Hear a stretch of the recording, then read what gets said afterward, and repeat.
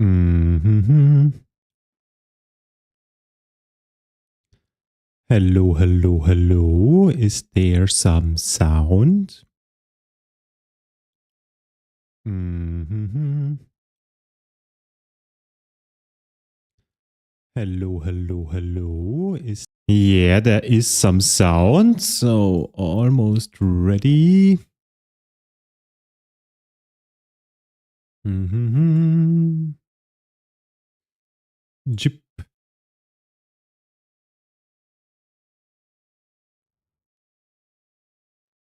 Ta-dum, ba-dum. Goody good. So let's start with the stream today. And for today, I think we will do some easier topics. And also I thought a little bit about it. So we will implement today the animation system, also the camera, but it will follow the player. The optimized jumping stuff, we will most likely move to a later day because I read a little bit about that yesterday. Some Box 2D blogs and also some game development forums where people discuss about getting the physics right in a platformer. And seems like this can be a very time consuming and tedious task to fiddle around. So that's why I want to move that to a later day, that we continue with the more important things, I would say, to make the game a real game so that it looks like something and not waste too much time on this controlling things. Still, I want to invest, of course, some time in that.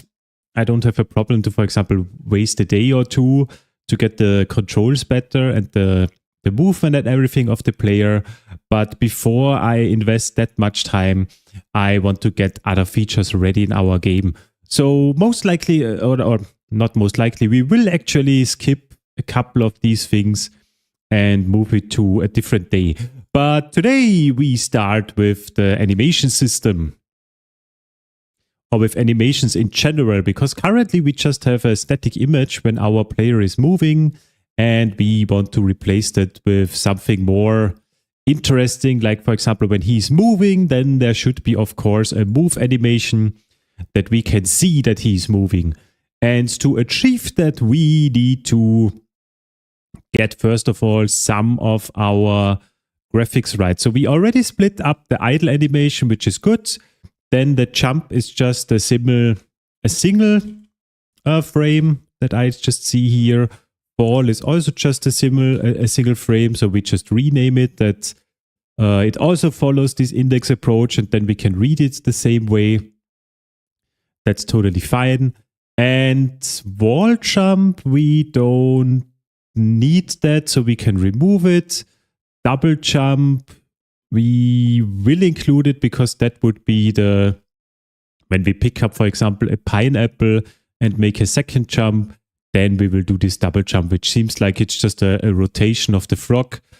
But we include that, so we will keep it. Hit, we don't need that. Oh, okay, so that one has already an animation that we have some white blinking. I actually want to solve that with a shader. Yeah, but we can keep the other frames at least for the hit animation, so that's okay. And finally, run. Good, so first of all, we need to split up those graphics again. I hope that I still have the command somewhere here. Yes, looks good. So we have for example, the double jump. And we crop it again. I think it's the same, so 32 by 32. And that one will be called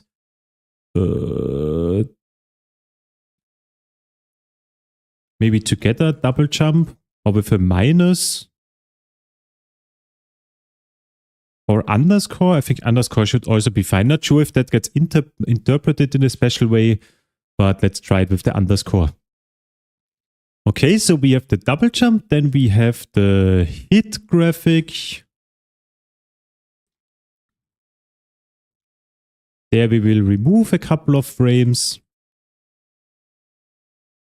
So hit. And what else do we have? So double jump hit. We can remove it. We can remove that one. We can remove here the white hit graphics or frames. But then we also need to fix the ordering of the other frames.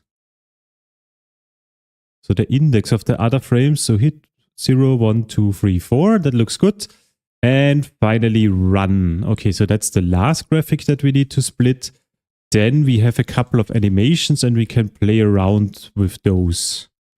Run. Run, boy, run. They're trying to catch you. Okay, so that was easy. Then let's start the GDX texture packer. Let's open, most likely it's in the recent files, I hope. And then let's repack it. And that looks good. It's already quite a big sheet, 256 by 256 for all the different rock animations. Just one thing, just that you see it, there is an option which is called grid layout. When we use that one, then the files are usually ordered. So you see here, there's double jump 0, 1, 2, 3, 4. Then there is falling. Then the hit animation 0, 1, 2, 3, 4. So anyway, it's just then ordered in a special way. For the tiled texture atlas, so for the tile set itself, that option does not work, if I remember correctly, because for whatever reason, the margin and the spacing from the edges gets messed up at some point. But I think for our normal object graphics, that should be okay. I think LibGDX is loading that correctly and it simply works, I would assume. So we can stick to the grid layout. Let me quickly check once more. Or that one. Actually, I think it does not really matter if it's ordered or not. We anyway never touch this graphic or this text that's automatically created. So we stick with that approach. So we have now all these rock animations randomly laid out, and that doesn't really matter. So what we need, first of all, we need to close that one. Then we close everything else that we don't have too much things opened. And finally, we are creating a new component, which we will call animation. And as always, it's a flex component. Okay. And this animation component, what does it need? It needs a variable which is called, how do we call it? Because if it's animation, again, I don't like that everything has the same name, but in the background it's something different. So we could call that, I don't know, GDX animation.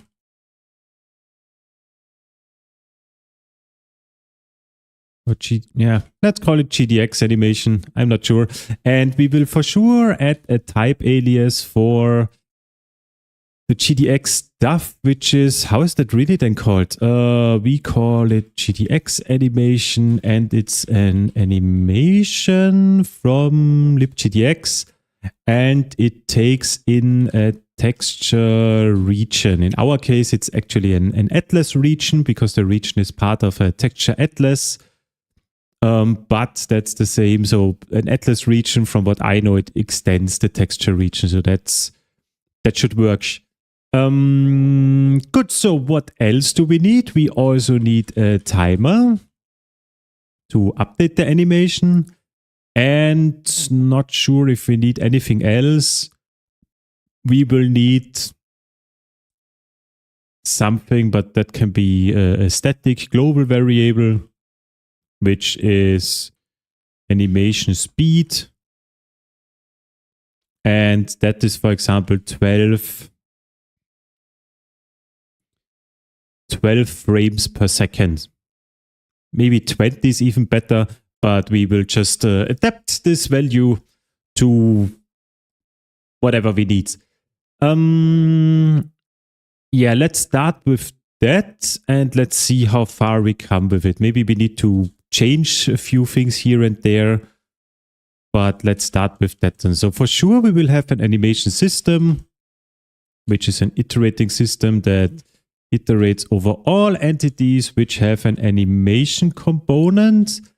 And they also, no, it's optional if they have a graphic component, but if they do have one, I think they must have one. Yeah, otherwise it does not make sense. So when an entity has an animation, it also must have a sprite in the background, because the frame that we calculate out of the animation, that one we set into the sprite, and that is then the thing that gets rendered. The animation itself does not have a draw or render function. It's just some mathematical stuff in the background to update the frame of the animation, or to display the correct frame of the animation. So that's by for sure we will need both of these things. Good, then we get the animation from our components, and also we get the sprite from our component. We don't need the C value, we can skip that. And what do we do? So there is always an animation, and then we just, how is it called? Is it set keyframe?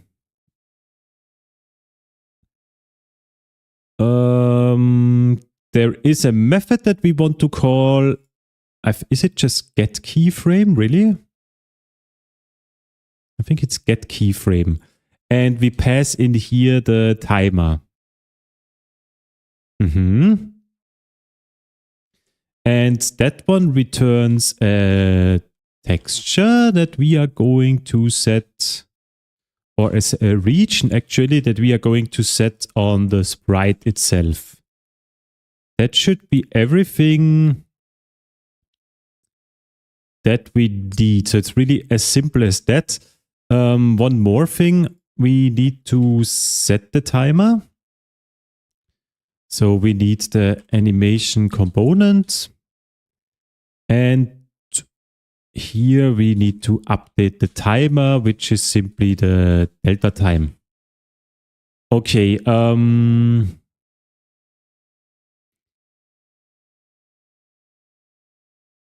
That's already it. But how would we now change the animation? So somehow we need a way to change the animation from idle, for example, to running. Normally usually I always did that with the animation component. So on the component itself, you can then set the next animation, and the system itself is then checking and also caching the different animations and updating it accordingly. So that approach always worked out.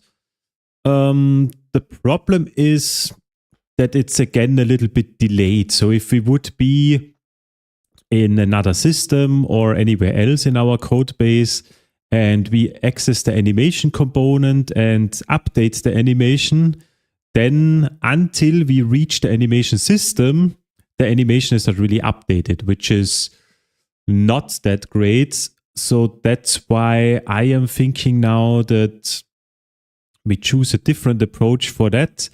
And maybe it will be an extension function on the world. So on the entity component system world. Even more natural would be that it's an extension function of the entity itself. But it still needs to run in the context of a world so that we can access the components. We will try this approach. Let's see. So first of all, what I want to do, I want to create an additional package, which I call util. So for utility stuff, And there, for example, we place in the box2d utilities that we have written and also this math stuff that we have written here to clean up a little bit the stuff here at the beginning. Then maybe we should also have a separate event package that might get enhanced later on, or we split up the file in multiple files because currently everything is together in one file. It's a small one, but in the future we might want to split that up.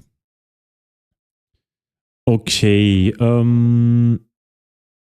with that, let's create here. Is that also, that's most likely also utility, I would say. And we call that FlexUtil, maybe something like that. Okay, this one I called utils, so let's also call that utils. Okay, and in here we want now a function, which is an extension function. It's a good one. I would need to check how we can call that then. So it should be an extension function of the entity, and there we say set, for example, the animation. Let me think. Or can we somehow make this function part of the component itself, which is also not ideal because components should be just stupid data holders, so they should not contain any logic.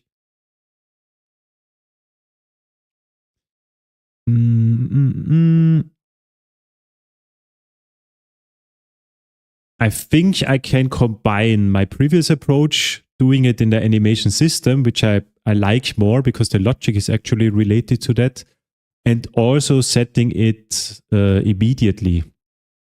I think that should work, but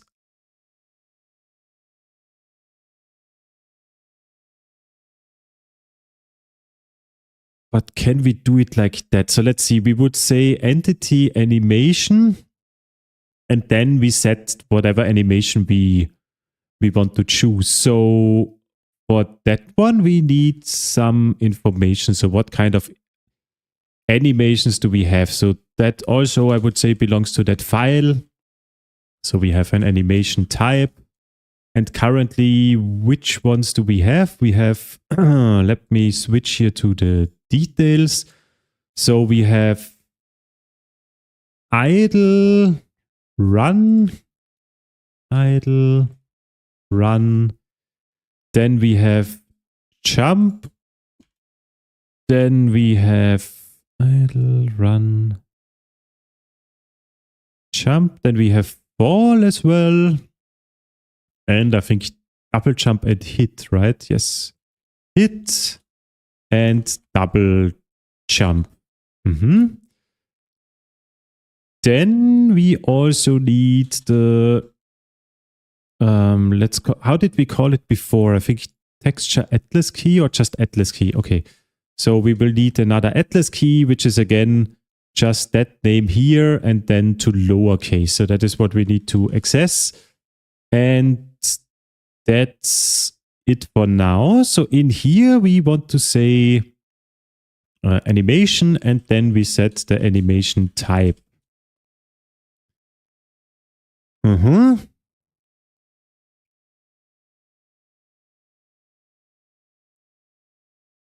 So we don't get the word of the entity in here.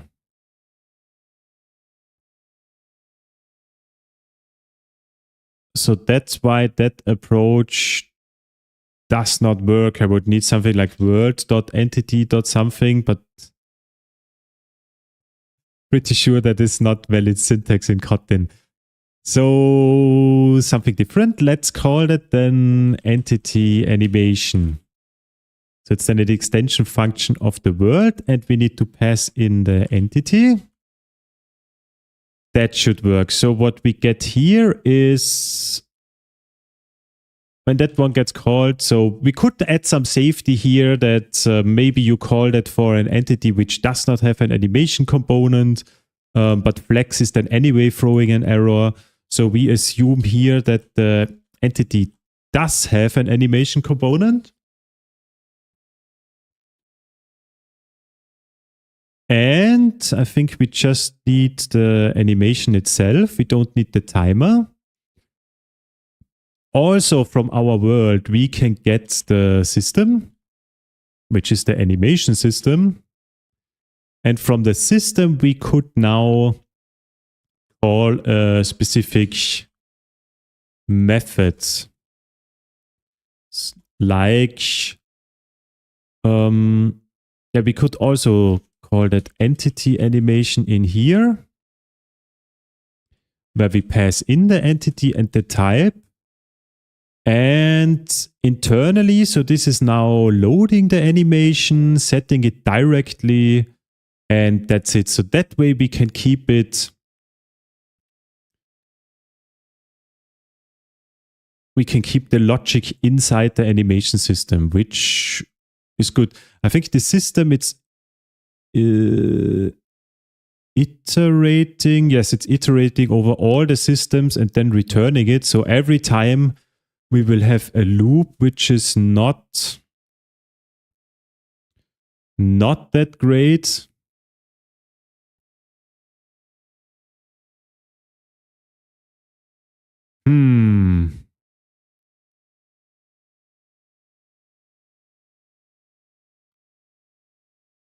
Little bit of thinking. So I don't want to have a loop over all the systems. The thought process that I have, that the animation system itself becomes an injectable, so that way I could access it like that. That would be a lookup, if I remember correctly, in map. Yes.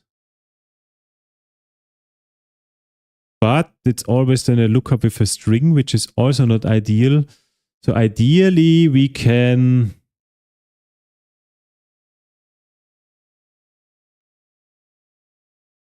get this system immediately somehow. But I think that's simply not possible.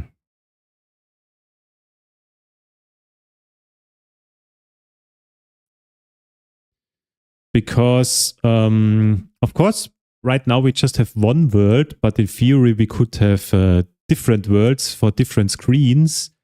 And calling this function then would mean that we need different animation system instances depending on the world. Let's go with that. And I think for now it's not a problem, but we can make it to do that maybe in the future. Can we optimize it to retrieve the system directly without looping through all systems? I'm thinking maybe I could add this functionality to Flex directly. Or that you maybe get that the system also gets an ID or the index in the array, and then you can just directly access it. That might be something useful. Let me add that here as a note. Maybe in Flex directly we can set the array index on the system instance and users. Would that be a static ID?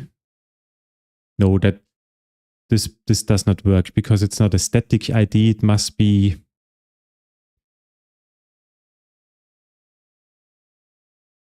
an ID of the instance. So I would need the instance to get that. So that does not make sense. Yeah. Whatever. So that is some optimization that we could do in the future. Let's not bother for now. In the end, we actually don't need this line of code here. We just need now this function in our system. And in here, our system needs access to the assets.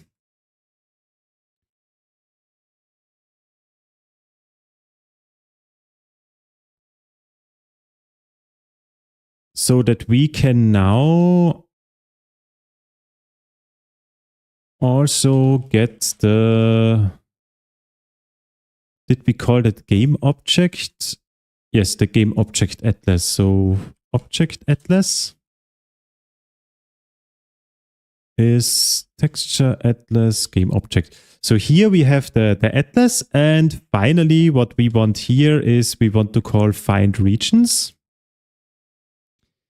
And the name would be, what is the name actually? So the name is the game object of the entity, so frog, and then slash, and then the kind of animation that we want to have. So we need some, we need this game object information also accessible on the entity. Hello, Arthur. A game developed this way runs native in Android. Yes, it does. So there is in LibGDX, you can have several launchers. They call it like that.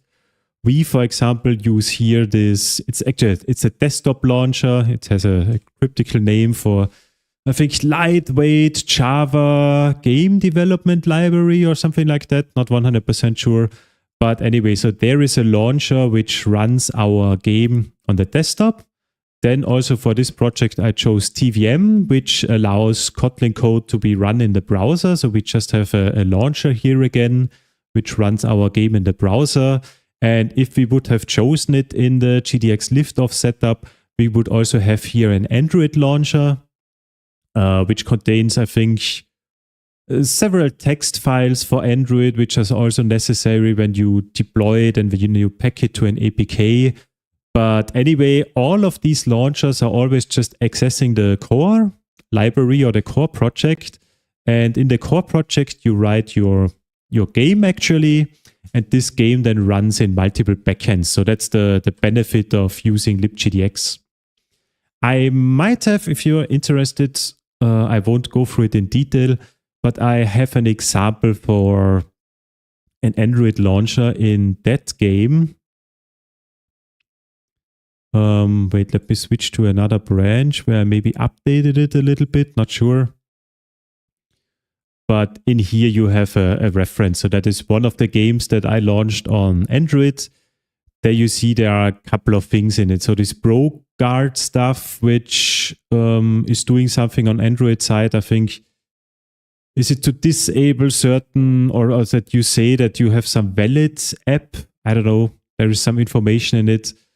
Also the Gradle file that you can minify certain things. Which version of Android you are going to target. So the compile SDK. Also target SDK, I think, is in there. And things like that. But in the end, it's just, as I said, so there's a separate launcher project or package for Android. And that one simply, again, runs the core project. And that's it. So this is how LibGDX works.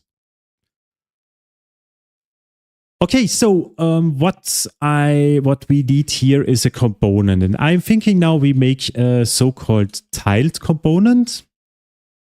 Hello, you Sanzo. We will make a tiled component. And that one has some basic information. So what might be useful? We might want to have an tiled ID, which is an integer, and also the game object, which is this game object enumeration. We might want to add additional information, but I think that one is always useful. No problem, Arthur. then let me quickly go to the spawn system that we don't forget about that. So first of all, when we are here, we always want to add the tiled component, which takes the tiled ID. So hopefully we have here the map object. Yes, and the map object has an ID. Then let me rename that instead of tiled ID, map object ID. That's the one from tiled. And the other thing is this game object. Why did we call it game object ID? It's just game object. So we have this information. Then this one we can replace by animation type. We have now idle, and from there we have the atlas key. And does every entity have an animation? Not sure yet, so we will just add it for now to the player. So that one will have an animation component. Ta-ta-ta! And that one takes actually the GDX animation. Haha. Which we don't have here yet. So there we need to do something. But then we are ready. So we fix that later on. Let's first of all implement the logic to load an animation and use it. You wrote map instead of map in the object. Oh, really? Oh, yes. Nice catch. Thank you. Stupid typo. I'm a Python developer and math teacher and studying alternatives to use games to teach teach maps. I have some ideas and this seems to me an old school development and I like it. Teach math. Old school development, I would not say so. So if you of course compare it to these fully fledged engines like Unity or Godot and things like that, then of course this is more manual stuff. But I wouldn't say it's old school. So it's still a modern library that gets updated. And you can, the benefit of using this library is that you have full control of the code base and you can adapt everything to your own workflow and you're not forced into the way the engine like Unity or Godot want you to work. So you have the freedom. But also having said that, if you are working on like really important game titles that you maybe want to sell or get rich with them, most likely I would not recommend LibGDX. There's too much things to do and all these other engines or libraries, they have so much already available, which is then very convenient to move forward in a faster way. But I like it that way, so that's why I use it. Okay, so what we need here, if this entity animation gets called, and this also only works for entities which have a tiled component, so that's also important. Because if they don't have that, we don't have here the information to retrieve the region. But the logic of the system itself, that one actually does not need the tiled component. So let's remove that and just access it here.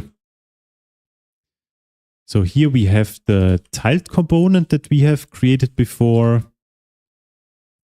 And what we need is, we don't need the map object ID, but we need the game object. And let me quickly switch that around, because most likely, I'm pretty sure, the game object is the more important piece of information.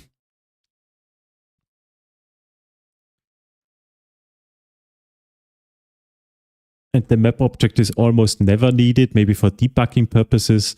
So that's why we move it first, that we don't have this underscore when we destructure things. Okay, then in here, we have already done that before. What we need now is from our game object. we need the atlas key, then we have the slash, and then from our animation type that we pass in here, we also need the atlas key. And if that one is null, then we will throw an error because then there are no regions for the animation. So let's store that in a separate variable and call that animation atlas key. And that one we will use in the error message that we know that we messed something up. What we get here is then the different regions in the end. Also, if regions is empty, that's the same thing. Whoops. Then we also need to throw this error. Not sure if that can ever happen. Can that ever happen?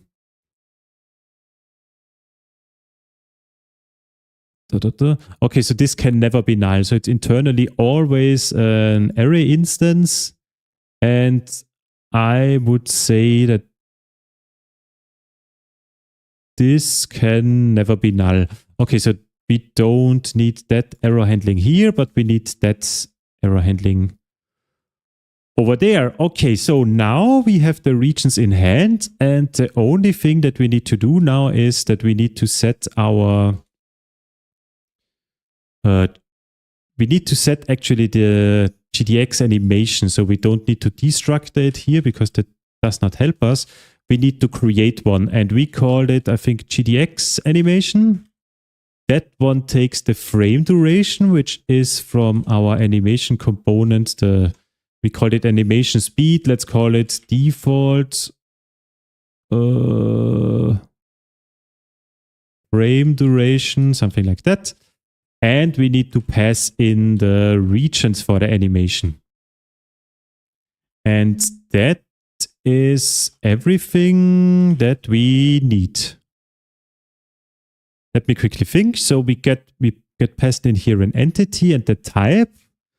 We know that there is a game object behind an entity, or there must be one, otherwise this does not work. Then we get the atlas key, which is the frog/idle, for example, for the idle animation of the frog. Then we get the different regions out of it. If it's empty, then this animation doesn't exist and we throw an error. And if it's not empty, then we create this GDX animation. So that should be good. And then in the system itself, we are getting this animation. We are updating the timer. Oh, we should maybe also set this region directly. I think we should do that. I think that's something important. I am thinking now, I think there was something that you need to call in addition to set region, but not 100% sure. So this will be the GDX animation, and from the GDX animation we get the keyframe, the first one. So we pass in here 0. That way we updated the sprite also correctly immediately, which is good. And in here again, so we set the region, we update the timer so that the animation updates correctly. And that's it.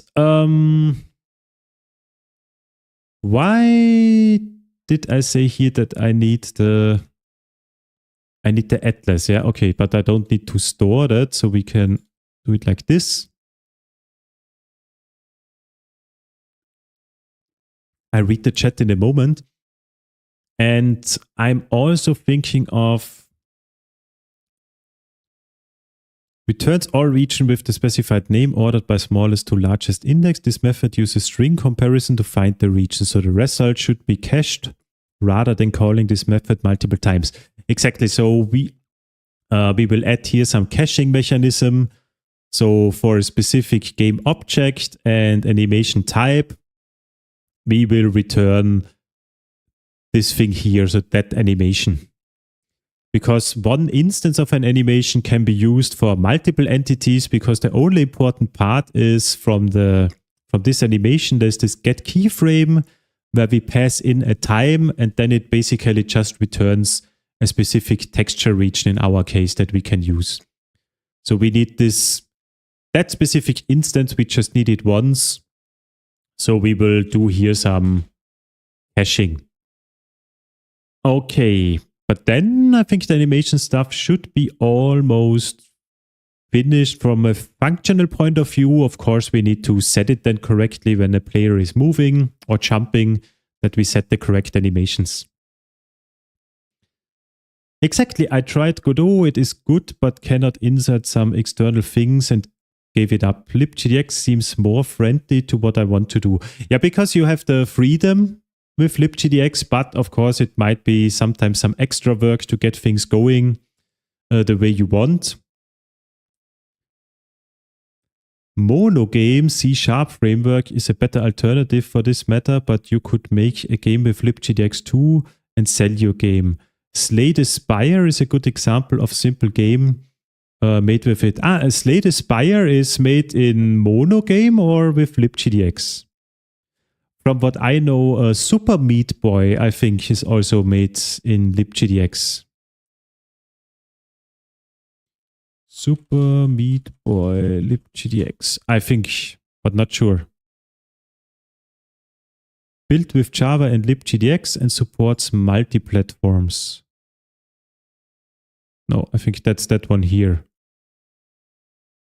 Yeah, but if I'm not mistaken, I think Super Meat Boy was written in LibGDX, which is also a good example that you can create great games with it. My primary objective is to use in class with my students, but sell something is good too. Yeah, if it's just for teaching purposes, then choose whatever fits best for you and which is the least time-consuming effort, I would say. And also the most fun, of course, that's also important. Java and C# are almost the same thing, so pick what you prefer, I guess. Yep, that's also true. Syntax is a little bit different, but the mechanics in the background with garbage collection and so on, that's the same. Try Pygame, but find it too crude. YouTube recommended to me a lot of videos about Pygame where someone made, I think, a Zelda clone, someone made a Pokemon clone, but I'm not really interested in learning Python.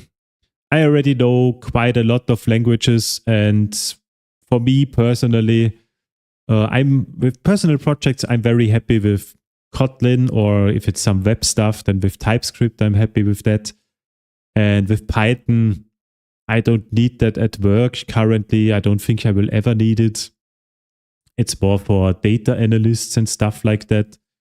So I don't have interest to learn the language. I can read it, I understand it a little bit, but certain things are really weird in that language. I don't like, for example, the missing braces or brackets that you need to indent the code correctly, and certain syntax stuff when accessing arrays or maps or something. I find that a little bit hard to read in Python. But anyway, I don't want to flame it or anything. It seems to be a great language because I think it's most likely the largest language nowadays, which is used by people. Okay, let's add this caching stuff. So we will have an animation cache, and that is a mutable map of something. Most likely a string in our case, and a GDX animation that you get out of it. And in here we will have then animation cache. Then we get it, or we put it inside if it's missing. So we get it by this animation atlas key. If it's missing, we are going to create that stuff in here. So in the end, we return this animation. And here we get the GDX animation out of it. Okay. Why is that not working? Required units. I don't think so. Obviously, I did something wrong, but I don't see it. So get or put of our cache with this specific key, which is a string. If it's there, we get it out. And if it's not there, I want to create it. Is it without return? Ah, it's without return. Okay. So the last statement simply is what is then the result of the put call to the map. Okay, so we have now the caching in place as well. That cache would somehow grow endlessly large. So as a precaution, we will add here a locker for our animation system. And maybe in here, if animation cache size is greater 100, at that point, most likely we want to clear it. Yeah, 100 is maybe not that big, but at least log something. So is there a warning? There is no warning. What do we have? We have info, error, and debug. Okay, then at least it's an info. It's not an error. Animation cache is larger than 100. And I just called it log instead of locker. Okay.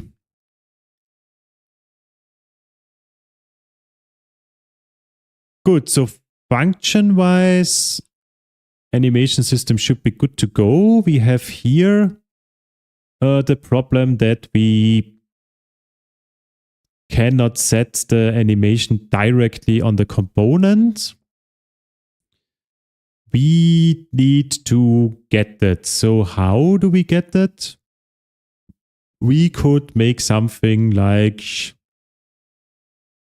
I'm not sure if that works, but let's see.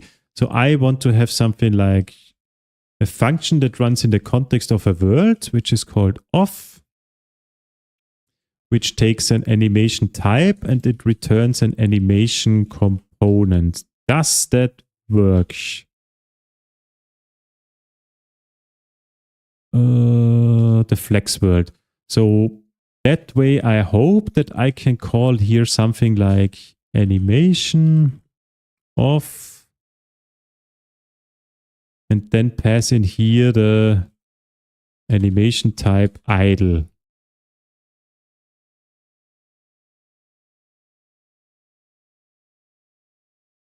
And of course that somehow needs to know,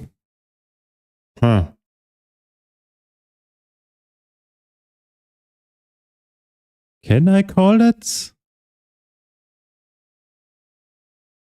Seems like no.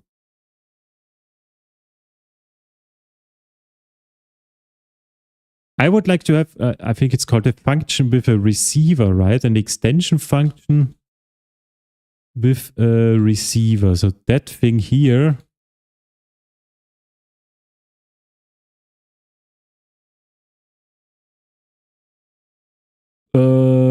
Good. What we could also do is simply pass the world itself. Like that. Then add first argument. Okay, so now we get an animation component out of it, and we simply say here we need access to. So here we have that once more. So we need the animation system currently, and there we would need. Is it entity animation? No, that one assumes already that the entity has these components. We actually just want this little piece of code here. Okay, what we need for that? We need the atlas key. For the atlas key, we need the game object. So we just need to extract that thing here in a separate method. Let's call the GX animation. Okay, and not make it private.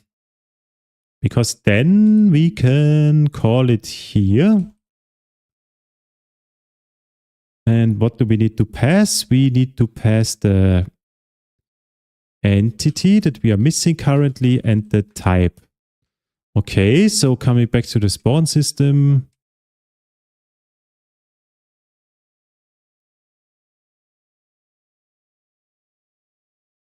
I'm not even sure. Wait, we make that better. Instead of passing the entity, which I don't like here, what we actually really want is the game object. That's more clear to understand what this method is doing.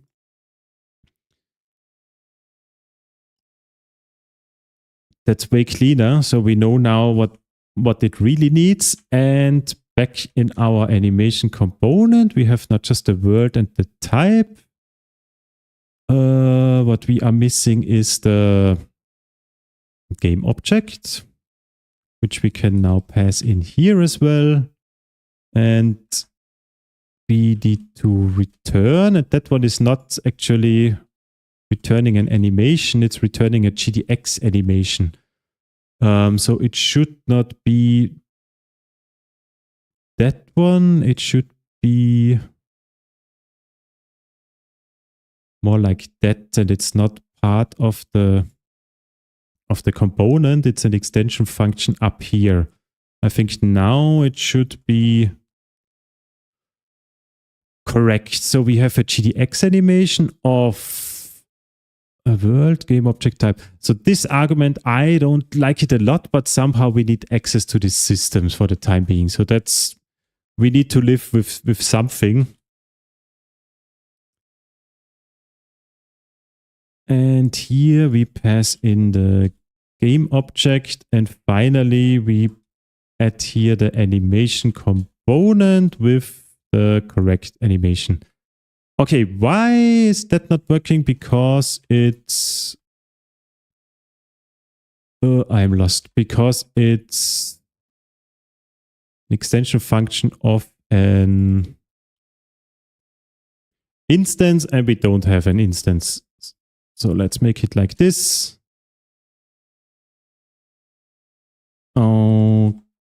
Okay, so now everything is compiling.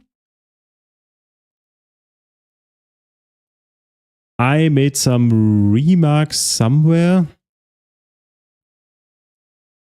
Here.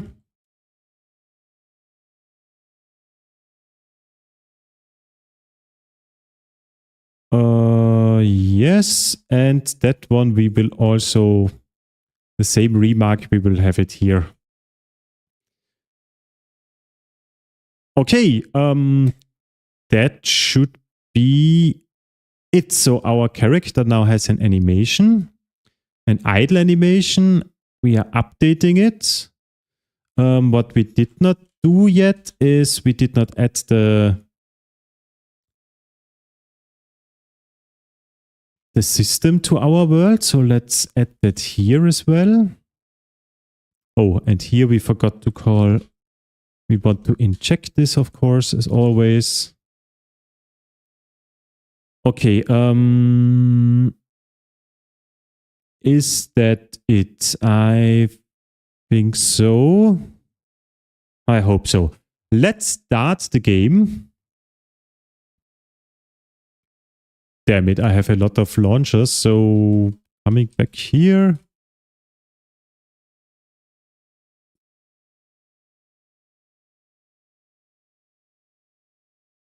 We should hopefully see an idle animation playing. We don't see an idle animation playing. Why? Let's make breakpoints. Do we ever end up in that piece of code? We do. And we hopefully always get a new timer. Timer 0, 0, 0 dot something, 0 dot something. So the timer gets updated for sure. Then let's check out this animation. It has multiple keyframes, which is offset something. Index 1, index 2, index 3. So those are the correct frames as well. Last frame number is 10. Play mode is normal. Ah, okay. I know what is wrong. We don't want play mode normal. We want... can I pass that here? Looping Louis. Can we do something like not here, up here? So here we have the GDX animation, and there we maybe want to set the play mode, and the play mode we maybe should store that on the animation component, so that we can have like a looping animation. Let's put it here. So there is a play mode. And by default, that's the looping version. But we could override that. We just want to play it once, or ping pong, or all the other types which are available there. So here we have a play mode. And that one we set here. And then we get the keyframe. So now we should have a looping animation. Yes, there is something happening. I think that's also good enough. Maybe a little bit faster, but not sure. Yeah, maybe 12 frames per second is a little bit too slow. Maybe we should try it with 15. Yeah, I think that looks good.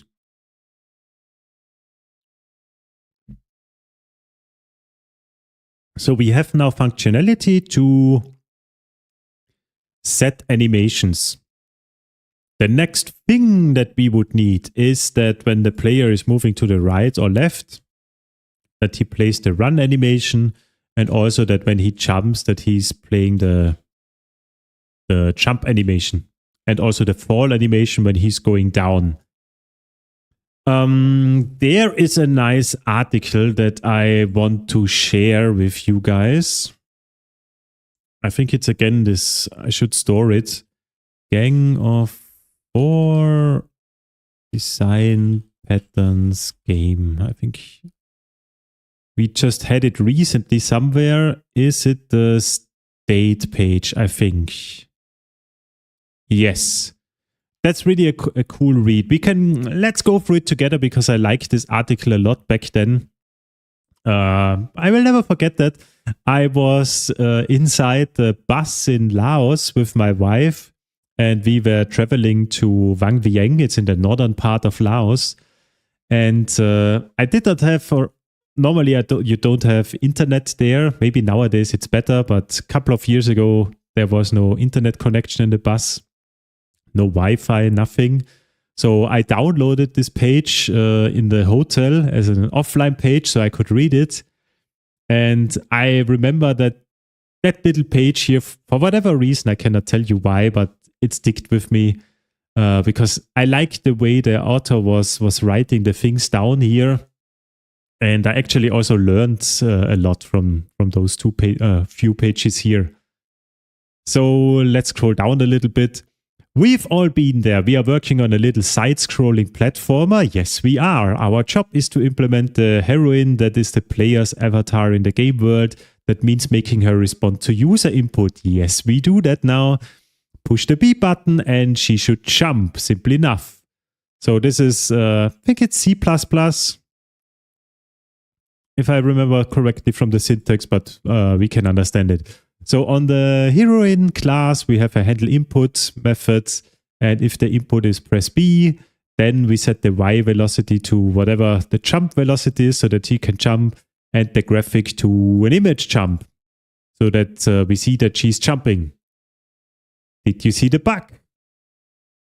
Oh, wait, I need to scroll a little bit slower. Maybe you read it already. There is a little bit of a bug in that piece of code.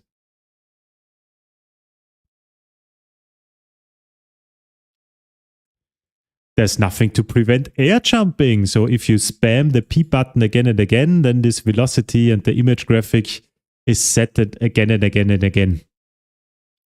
So there's a simple fix to it. We can add, I think that's usually the first thing that comes to mind for developers. It's adding a flag. So it's jumping, a Boolean flag. So if we press B and we are not jumping, then we set jumping to true. And then we do something. And at some point, we need to also set jumping then to false. So that is a simple fix for that. Will work for that specific scenario here, but let's read some more. So next we want the heroine to duck if the player presses down while she's on the ground and stand back up when the button is released.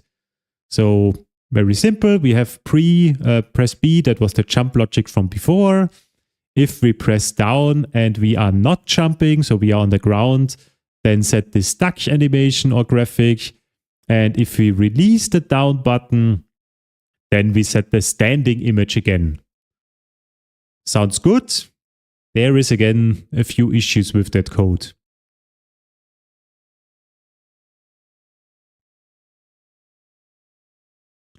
With this code, the player could press down to duck, press B to jump from a ducking position, release down while still in the air.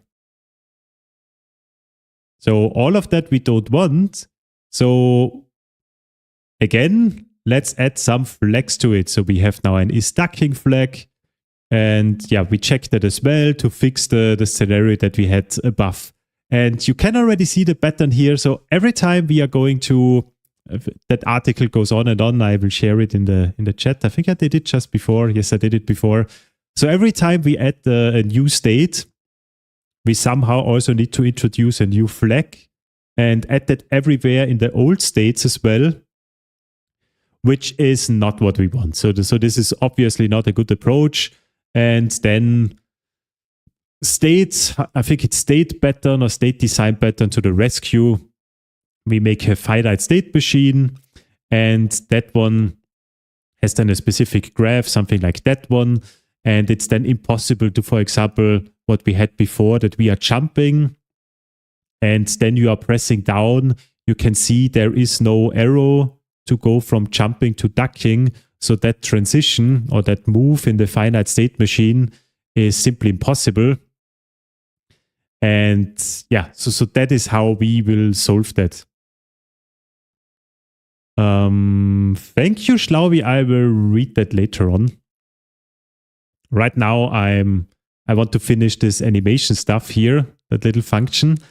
And for this finite state machine, luckily for us, grüß Gott, Cop the Fish, luckily for us, we have a library already as part of our dependencies, which is GDX AI.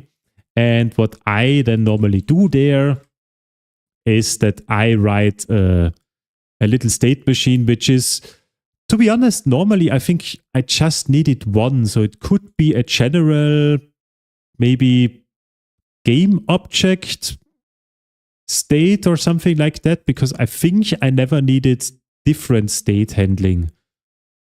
Also, the only thing that I introduced that here now is for me usually to link an animation to a specific state, because what I don't want, so we will have in the future multiple systems and a lot of different code fragments which can somehow modify the entity, and I don't want to take care everywhere in the code to make sure that, for example, I always need to access the animation component and then update it correctly whenever I do something special. So ideally, I want to have that automatic in the background, that for whatever reason, if an entity would get pushed back, or if it moves right, left, or if it is falling down, or if it's jumping, then the animation gets updated automatically. So I don't want to write manually everywhere when I do something with the characteristics of the player, that I need to update the animation correctly. And that's the reason why I introduced normally this animation state machine. And let's make a package which we call AI, and let's see how much I can remember from the GDX AI package if I still know how to use it. You promised to look at my app today, remember? Yes, I was online in the morning, but you were not there. But after the stream, we can check it. So I will be online here, and stream most likely will end at 7 or 8. And then we can have a look. Good, so we call that, how do we call it? Let's call it an game object state. I think that is everything that we need. And normally those are implemented from what I remember as enum classes. And in here we now also have something like idle, run, jump, fall, maybe even hit, but hit we don't add for now. For now we just need idle, run, jump, and fall. But in Kotlin we actually have sealed classes and sealed interfaces. So I want to try that out if that also works. I think it should. So instead of having it like this, we will have a sealed class which extends, is it called state? So I really need to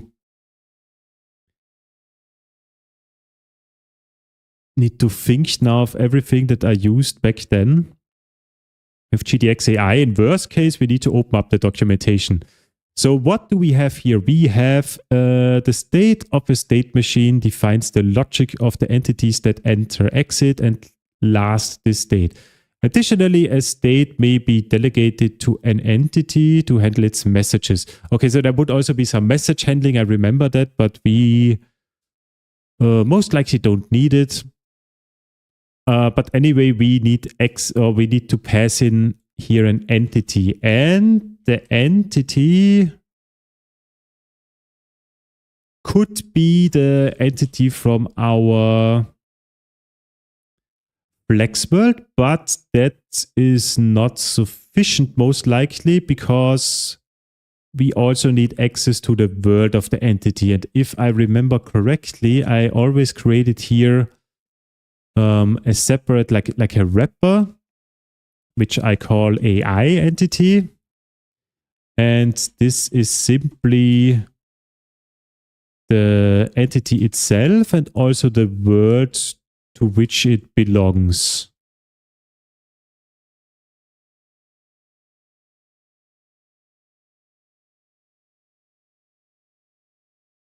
I think that's it. So finally in our state here, we can have an AI entity. And now we want to implement certain subclasses, which where we don't need a state. So maybe they must be, I think they don't have to be, but they should be objects. So there should be just a single instance of a state, because the state itself should not store entity-specific data. It's more like a general, you can say so, a general way to describe a state which is not specific to an entity instance. It should be generic. So we will have an idle, how do we call it? Maybe game object state idle, maybe add it at the end. And in here we want to override, and this also extends the game object state.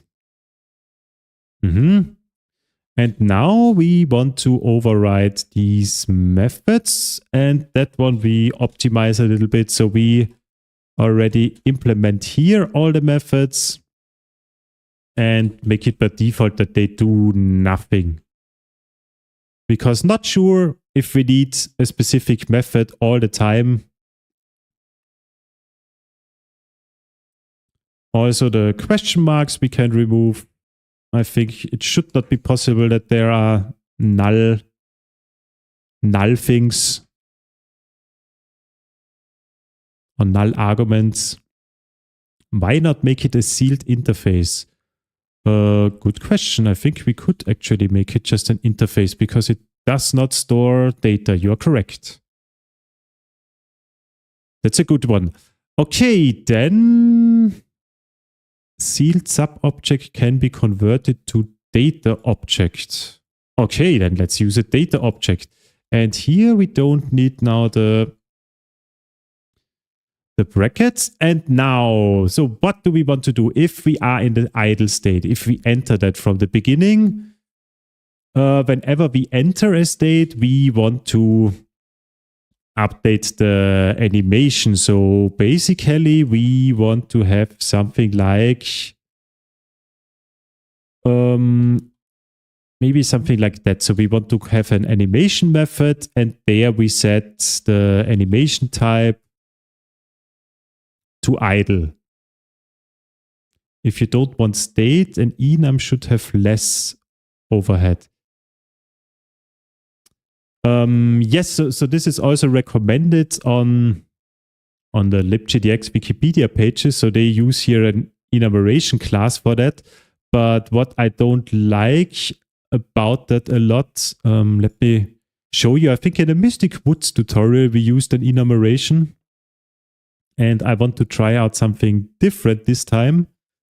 Where did I put that? Most likely under state KT. Yeah, so here we had an enumeration class, and then you have the different enumerations inside here. And in there, you are then overwriting the methods, which it's okay, but I like it more if it is one nested level, let's say, to the left. And we achieve that with a sealed interface and the objects. So that's why I want to try here something different. Oh, also I had a global state back then, which is interesting. Sealed class is more readable. Also true, but we don't need anything in here. So at least for now, I think it's not necessary. So let's stick to the interface for now. Good, so we need that specific function here. And what is that one doing? So that one, since we have this other thingy, we can have here the entity animation. We pass in the entity and the type. That's already it. So that's quite simple. Let's make it a one-liner. Nah, let's not make it a one-liner. I'm not a big fan of those. If they call other things. So let's keep it like that. Good, so we have the idle state. And in the idle state, we also need to implement the update method because there are certain things that can now happen. I would say, so things, first of all, we need the move component if we are moving right or left, but we also need the jump component. What kind of information did we have in the jump component? Oh, just the maximum height and the buffer. Ooh, then I would say maybe it's easier to just access the physics component, so the box2D body, and check the velocity of that body. Of course, that has a little bit of a delay because the system is not running every frame. It's just running 60 times per second. But I think that should be good to go. So let's access here the physics component. We don't have this operator function here. And we assume also that an AI entity is always linked to a physics component, which I think most likely it will be. Otherwise, at some point in our game, we might get an error. So we have an operator function get. There we pass in a component type. of type T, and you get back the T. The dick, no. Hey, who said that? So return entity and type. How do we? First of all, we need here with world, we need to be in the context of the world of the entity and then get type. Shouldn't that work?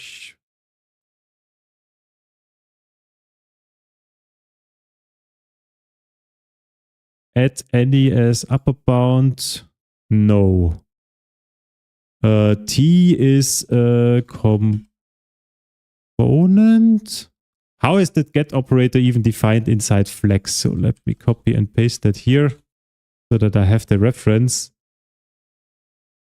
So we have component of star, and then we have get component type T and we return T.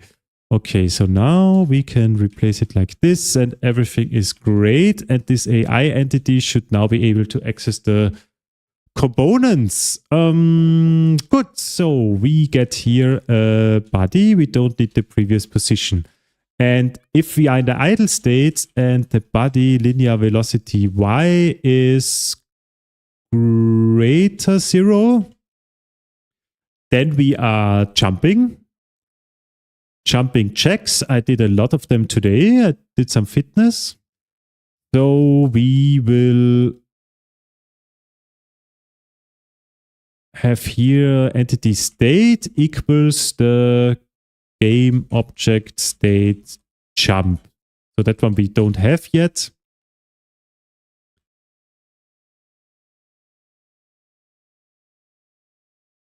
Okay, so we just need this little function here. So tiny little helper functions, a little bit annoying to implement at the beginning. Would be cool if we could just use the entity directly. But yeah, that simply does not work.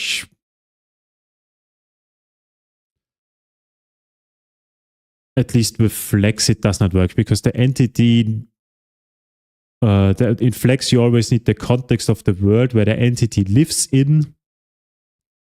And for performance reasons, the entity is not linked to the world. It's just a stupid ID in the background. It's nowadays a little bit more, but it's very simple, just an ID.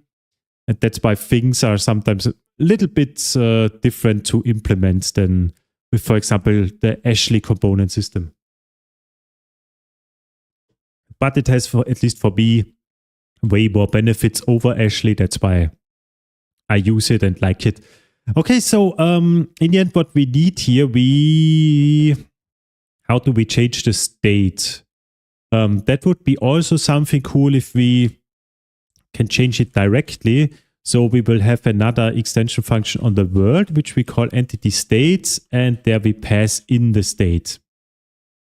Then let's go to that one. We are implementing a lot. I'm wondering if all of that will work the first time immediately. Let's see. So we pass in here the entity, actually just the entity itself, and we pass the state, which is the game object state. And then we do something. And what we most likely do is from the entity, we get the state component. Yes, most likely we will have a state component and there will be a final state machine and there we set something. Okay, so let's implement this component or create it. So we call it state. And the state has a finite state machine.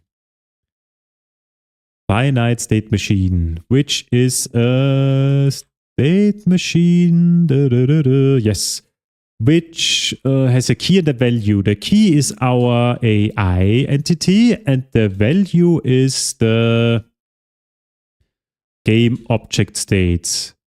And this one, I think there's a default state machine. Yes, there is a default state machine.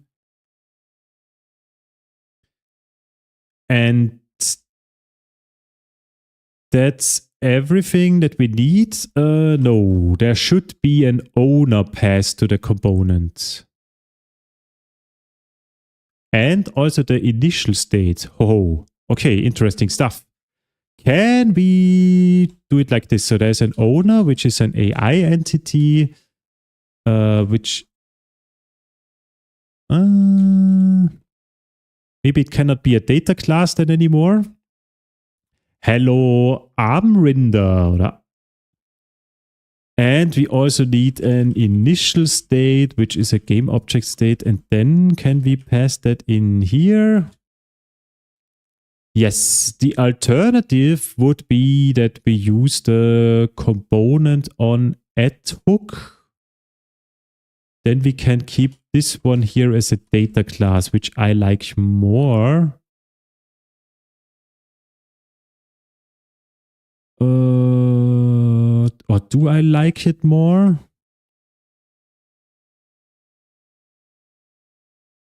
Actually, no. So that way, in my opinion, it's clear that this component requires an AI entity and some state to start with. And changing it is then done via the final state machine. I think we keep it like that. So coming back to our utility method here, we can now import the state components. And the final state machine, we can set the state, or is it called it? Change state. Okay, and change state to the state. Okay. That looks so simple that I'm wondering why did I use an extension function for that? It's just a one-liner. It's really super simple. So let's remove that. We don't need an extension method for that. So the only thing that we had here is from our entity. Okay, here we need to run again in the context of our worlds. And then we call this little one-liner here. Good. So our spawn system. Let's also just add that to the player for now. Not sure if other entities will have a state as well. And now we need to create an AI entity, which takes the entity itself and the world. And the initial state would be the game object state idle. Perfect. So coming back to our state, we have the idle state at the beginning. And we have an update function where if we move upwards, we change to the jump state. There we also need to implement this method now so that we move or change that to the jump animation. And another one would be if we have less than, maybe not even 0, maybe also that one needs to be a little bit bigger so that it does not show the jump animation immediately. Maybe something like that, but let's see if it looks good. Anyway, when we have less than minus something, then we go to the falling state.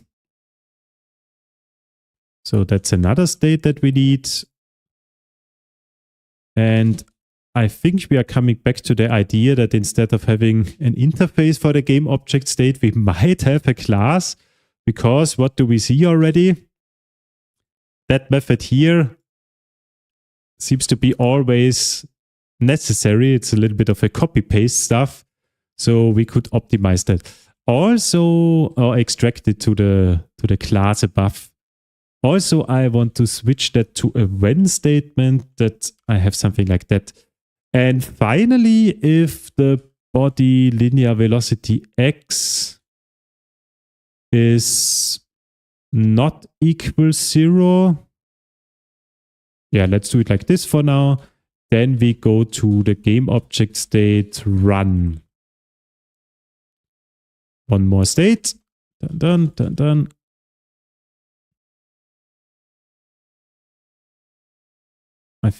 Those are all the states that we need for our entities.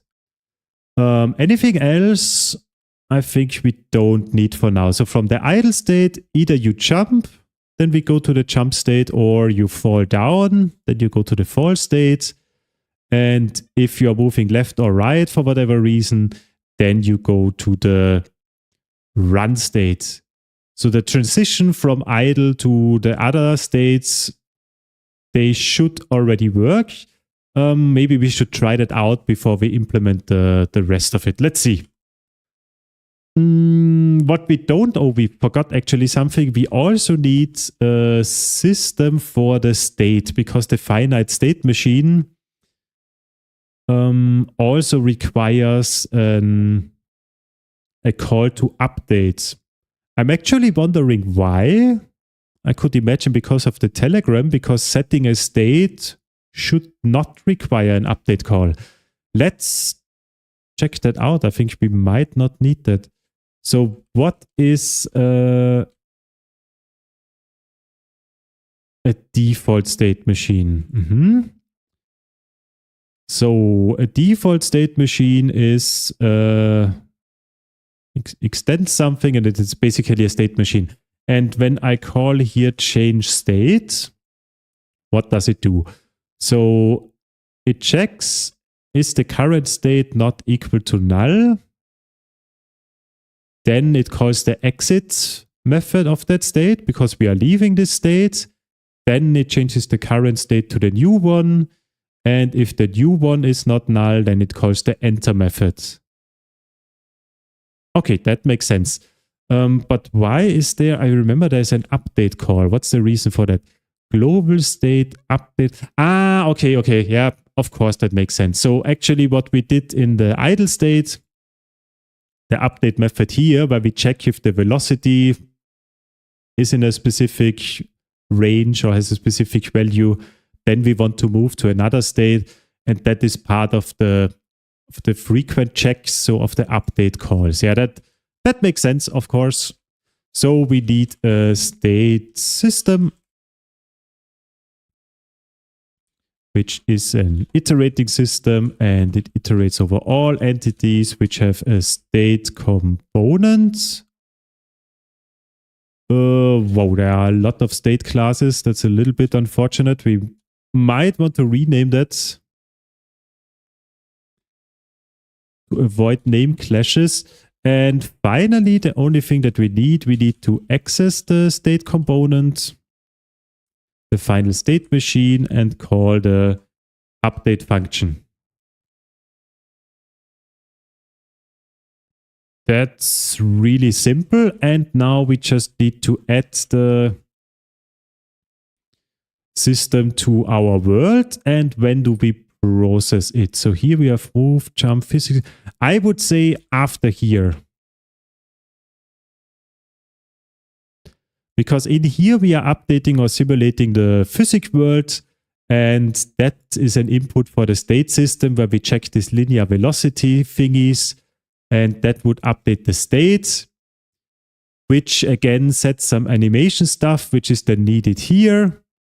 So I think the order here makes sense. Let's try that out. So we should now fall. Okay, so there's a fall animation played. But why is the idle animation not played? Okay, I get it. Because, why are we showing the fall animation?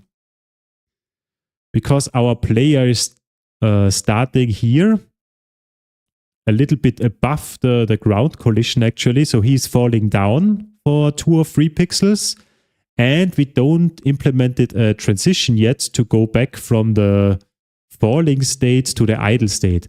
So seems like everything is working. Let's quickly implement the state transition for jump and fall. Then we can really test that. And maybe also for run. But basically it seems like everything is running, which is good. So let's take that one. So in the falling state, if the velocity is 0 again. I would say it's more like that. So if it's less than, or is it 0? So how long do we fall until we either jump again? So if the velocity for whatever reason is greater again than that one, then we are jumping. And if it becomes 0, which it will never reach, so there should be some tolerance because box 2D is always a little bit inaccurate. So let's say 0.1. If it's smaller than that, then we go back to the idle state. Then we are on the ground. Which is not 100% correct because we could in theory still move to the left and right. Math utils. Oh, that's a good one. We could really do that. But how can I? Why? We could do it like that. No, because I also need the x coordinate. So when can I access a property of when I put something into the when statement? I don't think so, right? So what is the best way to write it? So when math utils is equal body linear velocity y 0, 0 and the tolerance is 0.1, then we have that stuff here below. Whoops. And as mentioned, that is not 100% correct because actually if the linear velocity x is... So here we should also use math util. So if it's not 0, first of all, I know, I don't even read the chat, but please use a static import. So we have that as well. So we check here body linear velocity x and 0, and the tolerance is again 0.1. And if it is not 0, now okay, let's make it like this. If it is 0, then we change to the idle state. And if it is not 0, then we change to the run state because the player is moving left or right.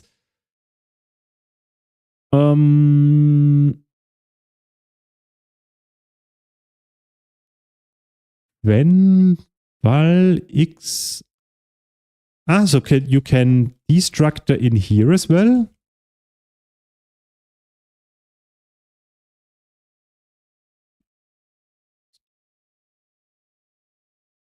Or is it just possible for one single attribute? Okay, so it would be... Can I have a comma and multiple ones? No, it doesn't seem like it. I actually would need both. I need y and also x. Not sure if we can get that inside the when statement here. Anyway, this little piece here with the tolerance, we will also move it up there. And we have this tolerance many, many times. So let's make a constant up here. Box 2D vel tolerance. And everywhere where we have this 0.1 something, I think just 2 times we, oh no, 3 times actually, we put in this tolerance for now. It's a little bit big. We try it with that value. Not sure if that works, but let's see. Actually, we had a test screen yesterday. Which value did we use? Okay, so there we used that 0.05 tolerance.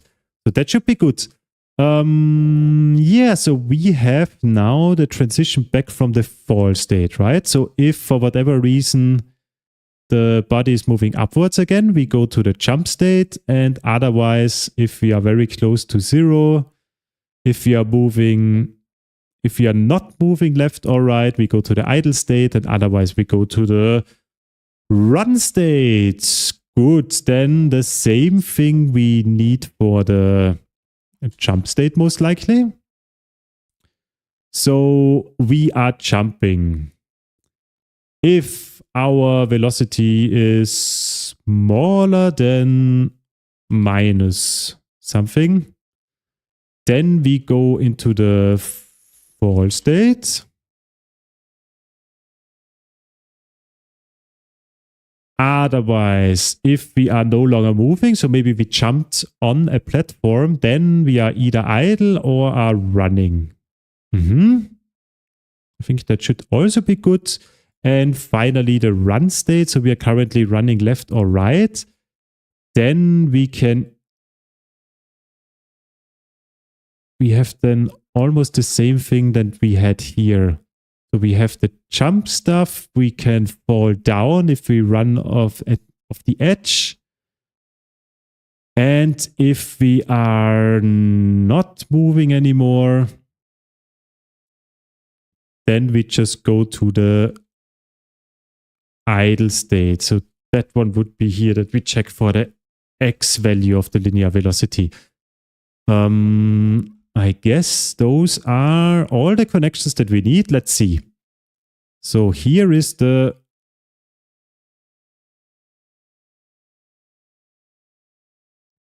something very weird. Do you see that?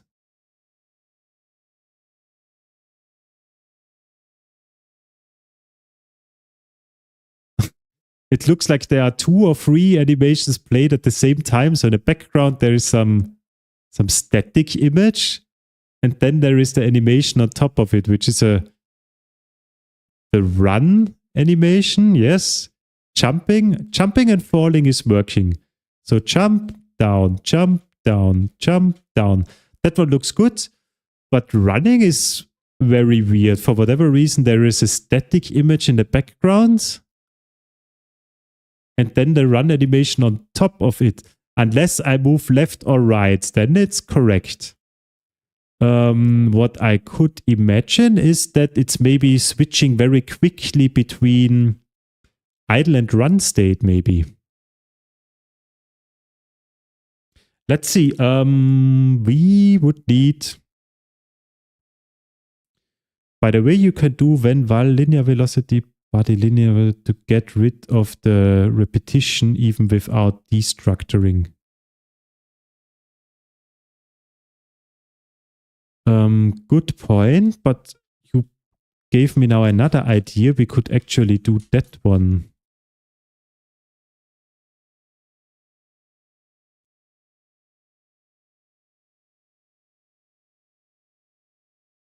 And now we can replace this with lin y and replace that one with lin x. We can do the destructuring of the linear velocity before the when and then use it below. Let's do that almost everywhere.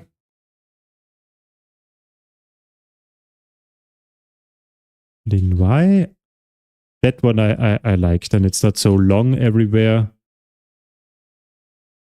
which is better. We could most likely destructure it maybe immediately, but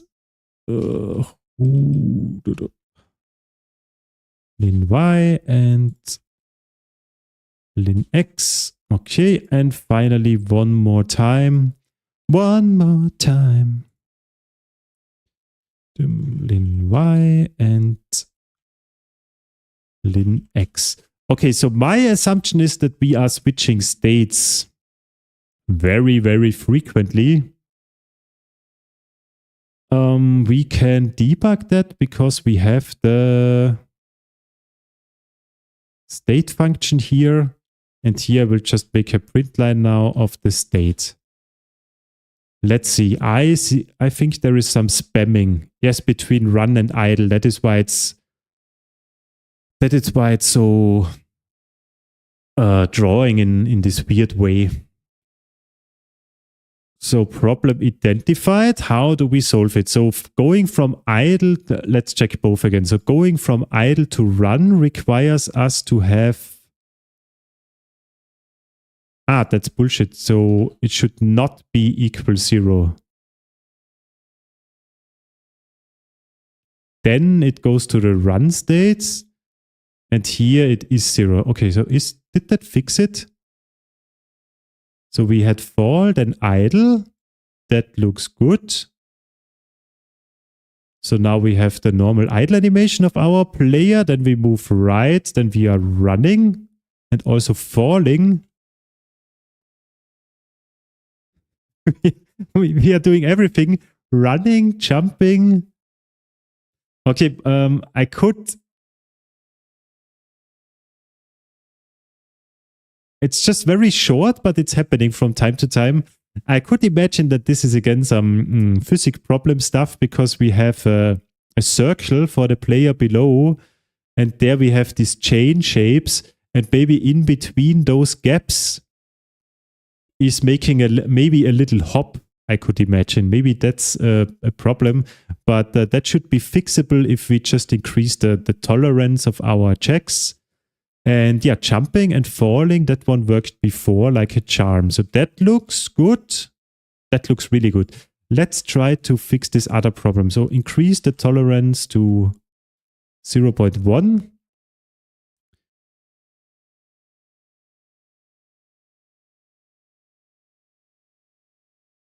Whoa. What is happening here? There's a lot of things happening by. So I move to the right and stop. This is what I expect. Run and idle. Run, fall, idle. Run, fall, run, idle. Run, jump, fall, idle. It's a little bit weird. Is it maybe the other way around, actually, that the tolerance is too big?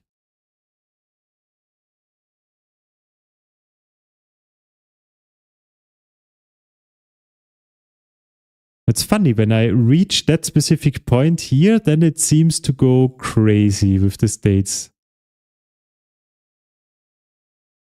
So here, everything is good, but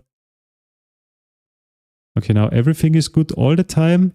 But sometimes we get, this fall and jump in the middle of running. But there we need to check something. That is not perfect yet. By the way, you can do linear velocity to get rid of the rip. Okay, I think I read that already before. I thought there was a new comment popping up. So let's go back to our run state. Okay. So in here, what do we check? So if the linear velocity y is greater, that one, then we are jumping. And otherwise we are falling. Maybe that value here is not perfect. We should also make that a constant to easier manipulate it everywhere where we use it. So let me bring that back here. Box 2D, jump, fall, jump, fall, and make that maybe bigger. 0.5, something like that. Let's see. And everywhere where we have now this one here, we replace it with our new constant. Let's see if that makes it now better. Fall idle, run idle, run idle, run idle. That was again here, some jumping and falling. We also need to debug the values which are reaching here. States, what we do here as well is we don't just print the state.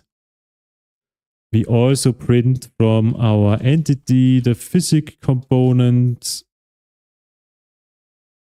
entity, physics component, and the linear velocity to understand why we got to that state. So it's already -1 at the beginning. Because we have a very huge gravity, right? So here we had a falling because it's -0. It's very big. It's 0.6 for just a tiny little gap here from time to time. Let's see when we go to the... Here, where was the jumping? There we had also 0.5 something. Okay, so I would say we changed that. Now it should be easy. We increased that to maybe 1. I think 1 should be good for our case. So I move completely to the right. Oh God, I move too much to the right. I go to the right of the platform. There's just running and idle. I go to the left. There's just running and idle. Let's do it once more. Yeah, so now it looks good. And jumping and falling is still working. Jump, fall, jump, fall, jump, fall. Yes, I think that looks now a lot better. We have good values for the tolerances. And we have the animations. Zack, zack, zack, zack. Running, jumping. So even when we jump left or right, we are just playing the jump and fall animation, which is good. One thing that we are missing is that when we go to the left, we should, of course, also face to the left. That should be a small fix. Let's see, how can we solve it?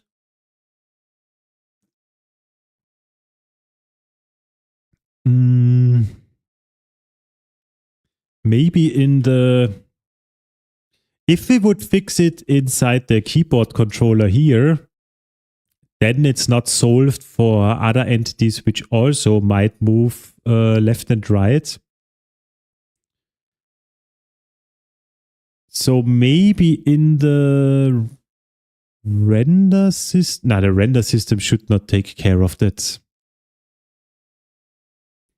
Which system should actually take care of flipping the sprite?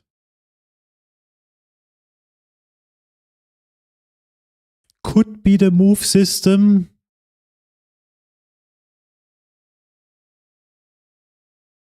Or the physics system. Or even maybe we just do it in our states.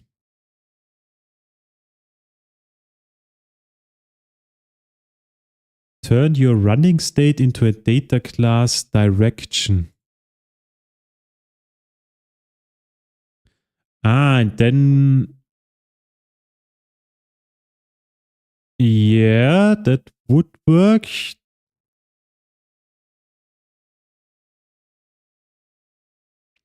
But you got a good point. It's actually simpler. So when we enter the run state in here, we can check... No, that's not... I think that's not correct. I was thinking of solving it now in here. So when we enter the run state, we check the velocity again. If we go left, we flip the image and so on. But that is not 100% correct in my opinion, because when I jump and I press left and I go left, then the graphic, even if I jump or fall, it should go to the left side, right? And that can also, so the direction can change in the middle of a state, theoretically.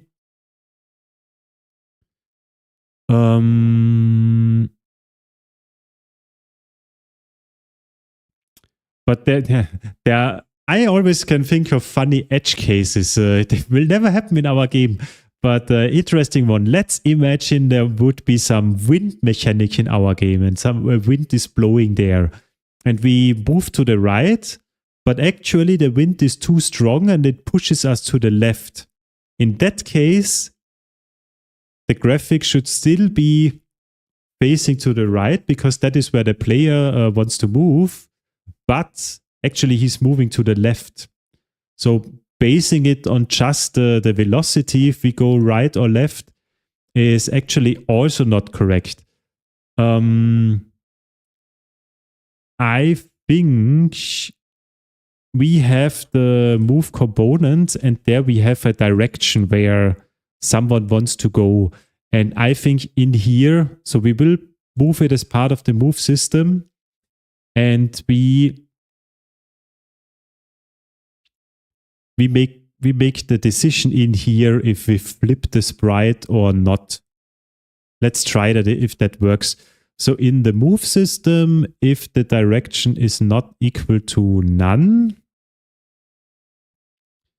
we do all of that stuff. And also down there, we have the entity, we have the, okay, that is not necessary, but if it has a graphic component, then flip.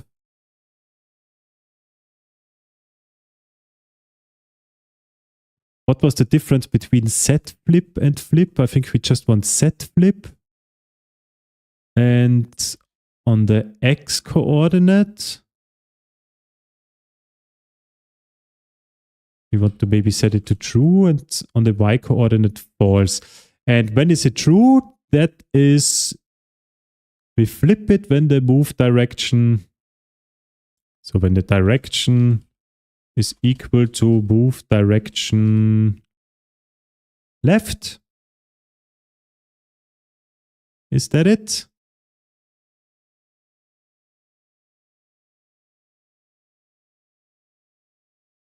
Maybe that's it. Let's see. So we move to the right, we move to the left, but it's not getting flipped. Why not?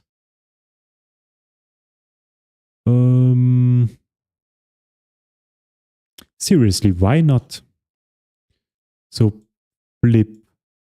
If we set it to true, for example, is flip is not true, then perform X, and then it calls the flip method.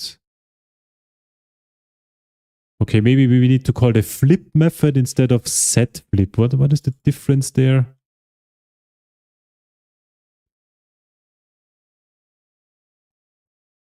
Nah, still not working.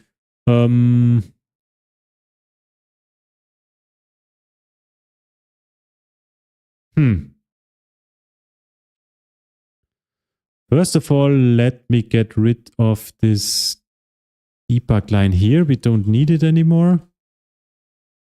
How do I flip a sprite? Let's make it very simple. So in the spawn system, just to see how it works, there we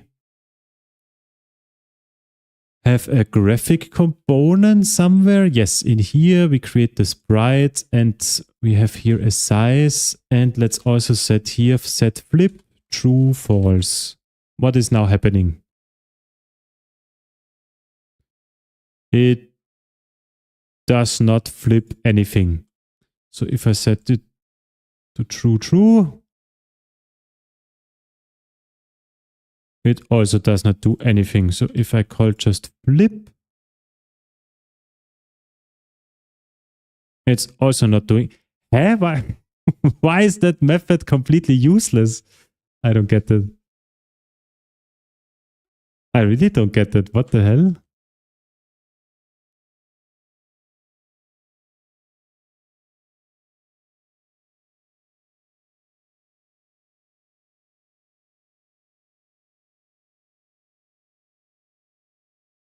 Turn your runnings. No, that was also not correct.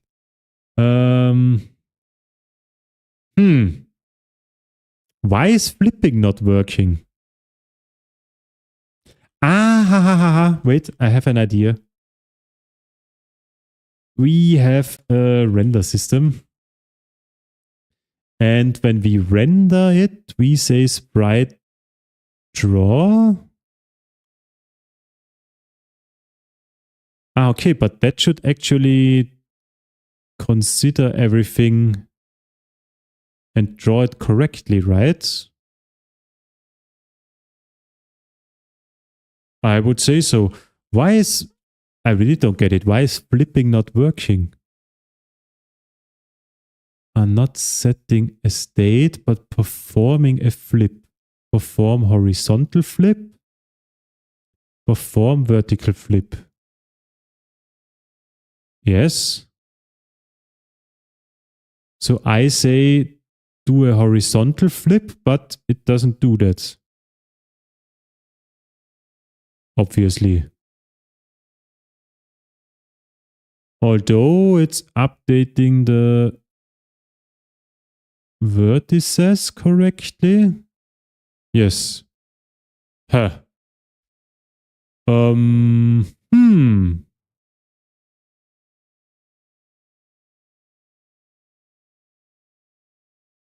Ah, I have another idea. Wait, I need to remove all that stuff for now so that I don't end up with some lines that I don't want to have in the end. Animation system, I have an idea. So that one is setting the region, and I remember I had something in the back of my head. I think setting the region actually resets the entire vertex information, if I remember correctly. So I would need to set the flip information again and again, if I'm not wrong. But let me check. I should have the same problem in other projects as well. So here I have a system, and here I also should have an animation system. But I think here we used something completely different. Yeah, we used this drawable. So that is not a good example. Then let me try out this little game here. Here I never needed flipping, so that's also a bad example. Then this one here.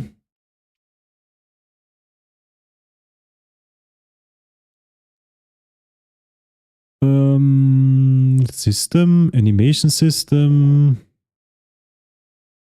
sprite set region. No, I just called set region, and that really worked. Why?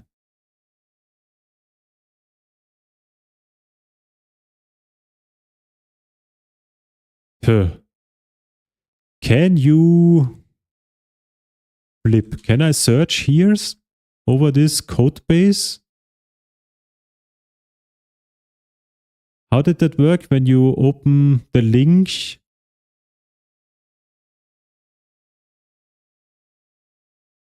With .code at the end, or how does it? How can you open or search over a GitHub repository? I don't want to check it out. Is that even possible? But really, I'm pretty sure that that's the case. Let's just remove that here.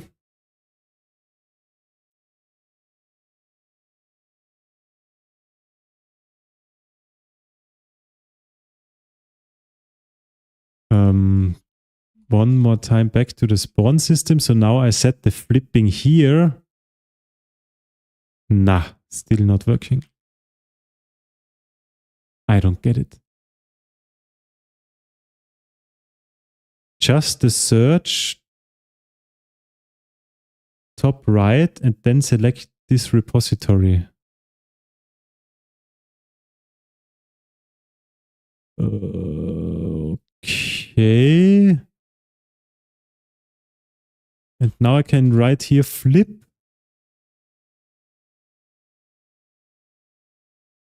Or how does it search now for flip?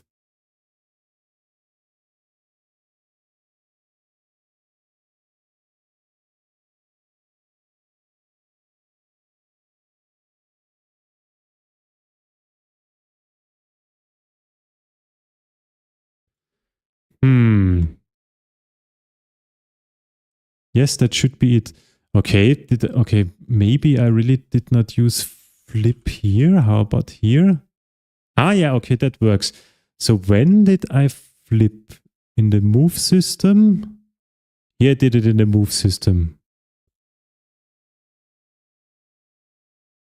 But the problem here is that here I used some scene2D image class.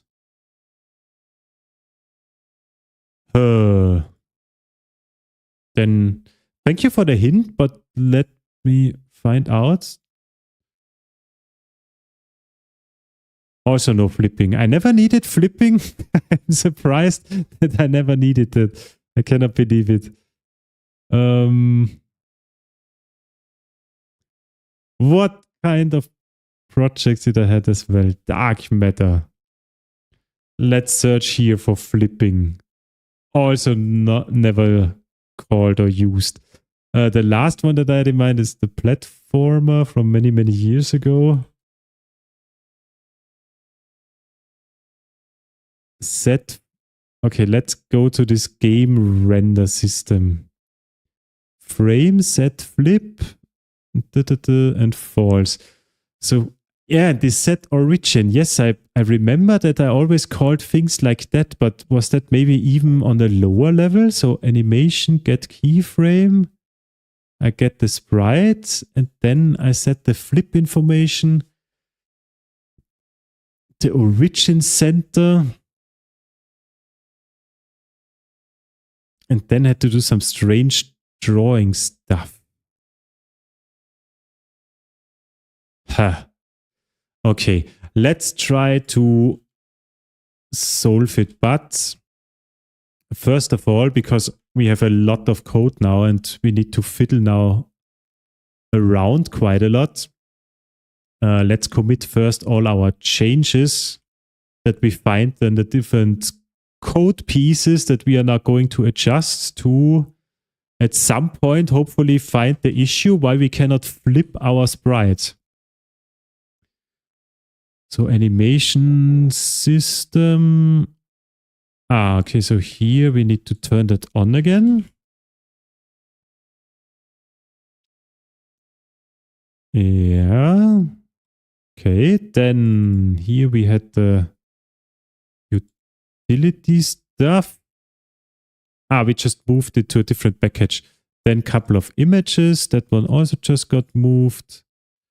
Then the game object states. Here we can improve a little bit that piece here, but we can do that at the end. Game screen. We added some systems to it. Those are just some graphics. Loading screen.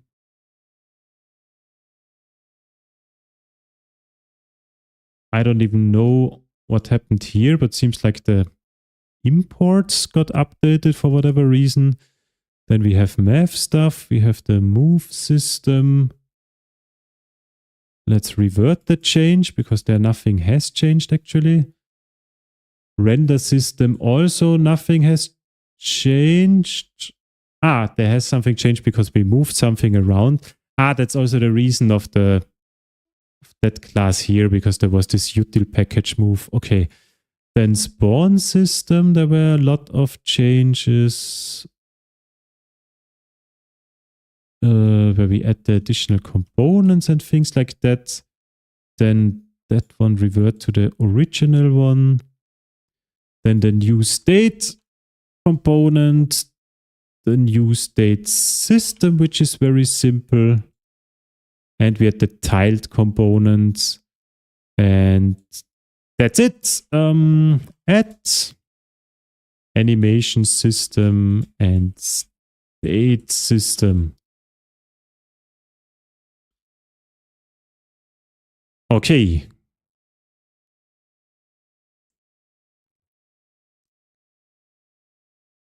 According to Google, simply calling flip should do the trick. I don't know why it does nothing for you. Yeah, I could imagine that we are maybe overriding something. For that, it would be anyway great if we create maybe a separate test to verify that the drawing is doing everything correctly. But let's cut it down as much as possible. Yeah, I think we really need the test screen. I think that's the simplest one to find out the problem now. By the way, yesterday I also created a test for the move system so that we have some real test stuff in there that gets executed also with our GitHub workflow. That one I did off screen again after the stream. I wanted to try out there something and made a few tests. They're not perfect, but they are verifying that the acceleration to the maximum speed, the movement stop, and the direction change, that they are doing the correct thing. Okay, we have a jump test app. Why is that called jump test app? That should actually be, that's the generic test app. That's actually the test game. So that's very generic. It just runs a specific screen, and there we have the jump test screen. Now we will make another one. Let's copy that one. Now we don't copy it. That's too much garbage in it. Let's call it the render test screen.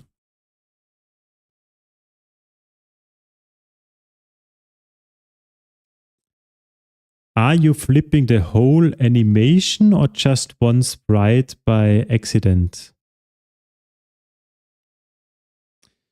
Yeah, that one I'm not sure. So in theory, we have the sprites on the entity, and we have the animation system, which is updating the animation. And at some point, or every frame actually, it calls the sprite set region according to the keyframe of the animation.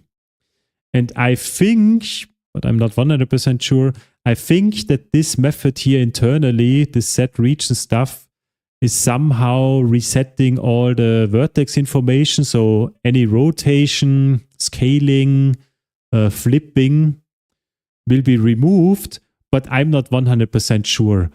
And to check that now out, I want to have a simple test screen, remove a lot of the logic stuff that we don't even need, and have a very simplified test case for that.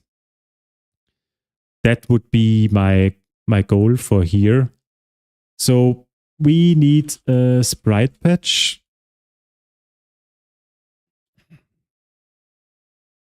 And we need a dispose method where we dispose the sprite patch. Then what else do we need? Maybe just a frog sprite without the entity component system, so that we can see how the original drawing is working. So we have here a sprite. We also need assets.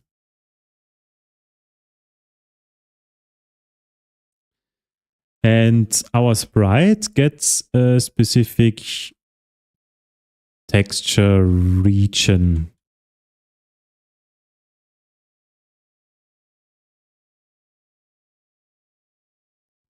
With a key, which is a string, and we get that out from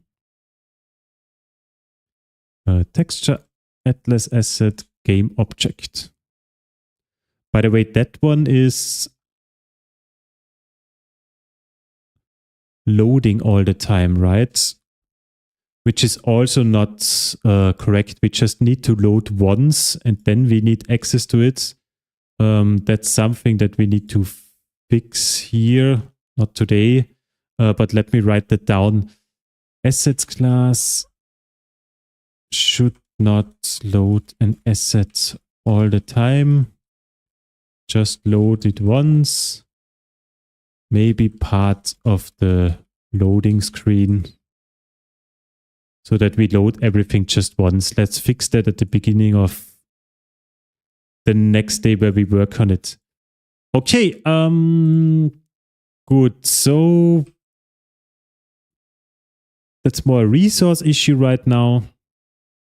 But it doesn't really, well, we don't really care about it. So for now, we need a texture region which is called frog, idle, and that's it, I think.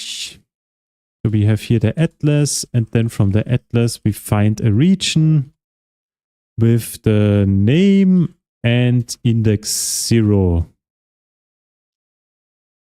So that one returns a texture region. So that would be the original sprite. And what else do we need? We need, of course, a viewport, which is a stretch viewport. Very simple here with 16 by 9. Let's make it a fit viewport. Then nothing gets stretched very weirdly. Then we need to override the resize thingy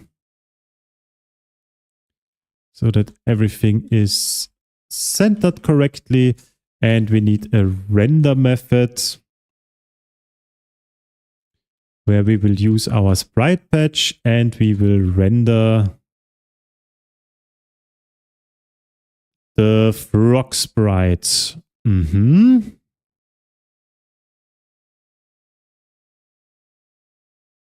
Do we now see something when we launched it already? I'm not 100% sure. So we have a render test screen. Let's try. Yes, we see something here below, which is good, and now enhance that a little bit.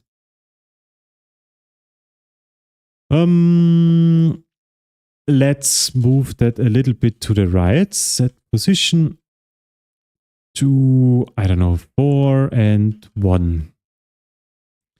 Then we also have another sprite, which we called frog sprite flipped, which is a little bit higher, and we say set flipped true, false. And we also draw that now. How does that look?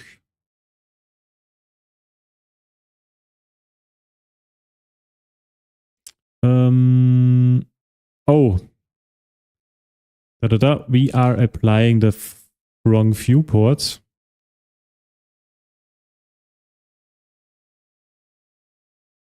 That's why everything is so small. Now everything is too big. What we need here is a set size of 1 and 1. And here also a size of 1 and 1. Okay. Okay. So as we can see, flipping with the normal sprite class is working.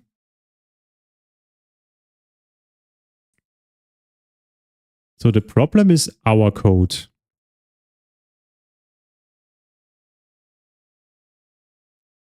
We do something wrong. And how can we debug that now? So that would be the original stuff. And now we need a world, which has what kind of systems are relevant. We need the render system. We need the animation system. And I think that's already it, right? We don't need more.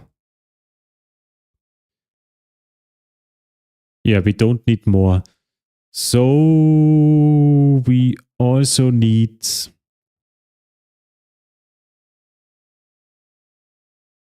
a test entity. Let's make it here in the constructor. So world entity. We give it a graphic component, which has a sprite. And we give it an animation component with something. So here we just set the sprite. We don't need the graphic at all. And here we have an GDX animation. I think we call it in small letters like this, where we pass in the world We say game object proc, and we say animation type idle.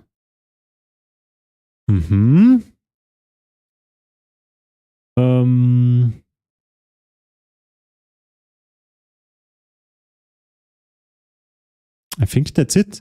Let me modify that one here a little bit. So that is our entity sprite, and that one also has then a size of 1, 1 and a position. Let's move it close to those ones, so it's 2 and 1. And to render it, we also need to update our world. Okay, so now we crash because there is no injectable. I remember. Yeah, we need one more thing here. We need the tiled component with game object proc and map object ID is 0. There is no injectable with name assets. Okay, and we also forgot to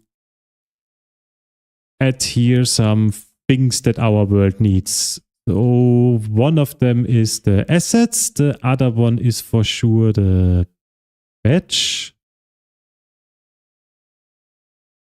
I think we need to have it like this. Maybe also the game viewport. Did we call it like that? Like this. And also the game camera actually. So the, where is it? This new orthographic camera.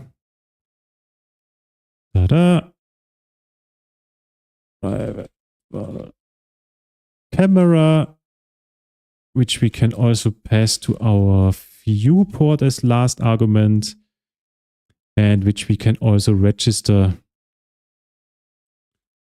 for our render system. I think that should be it, but let's see. We anyway get the error messages, something is missing. No, but looks good. So this one looks totally fine.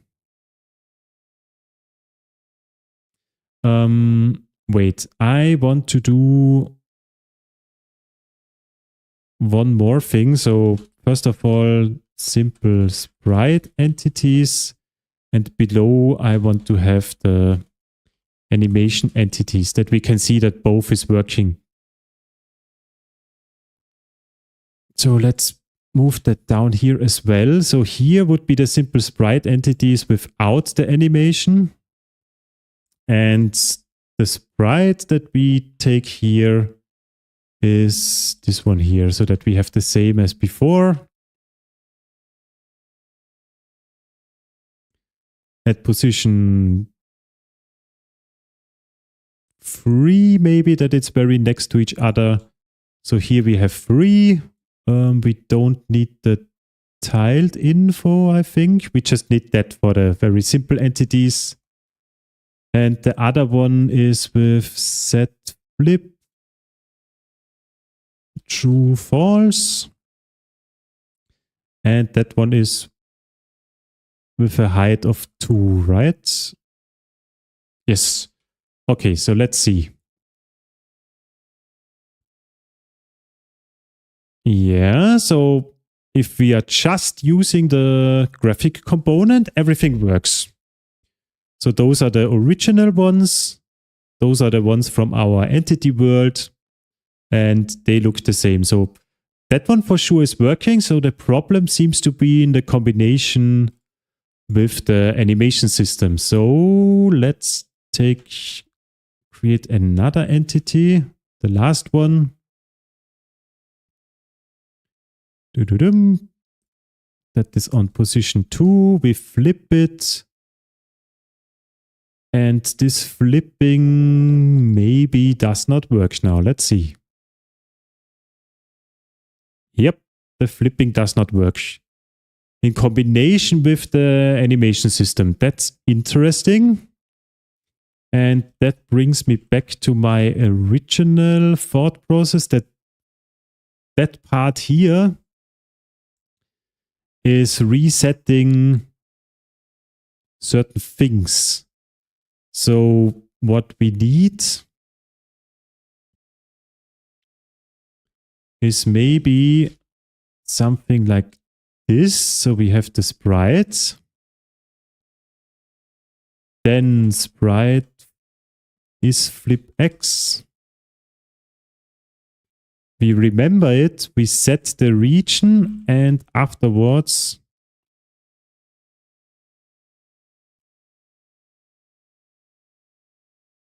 we do it like that. Basically, we would need to remember both values, but let's see. Does that fix the issue? It does not fix the issue.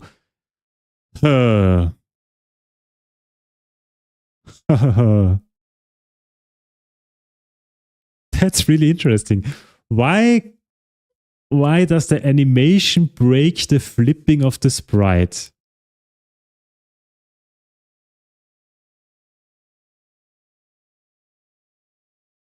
Really interesting. I don't understand it right now.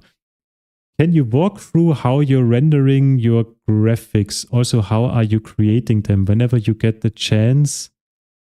No rush, just curious. We can do that at the end when we have fixed everything, because then whatever I'm showing you is working. Right now we have a problem that when we have an animation, then we cannot flip our sprite anymore. So the flipping for whatever reason gets reset. But I find that really strange. So why?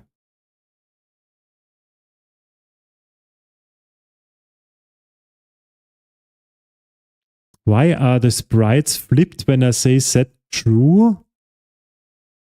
But this one is not.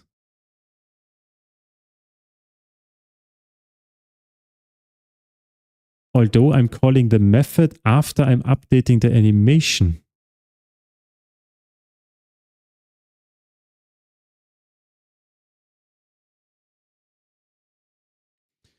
What is the issue? Just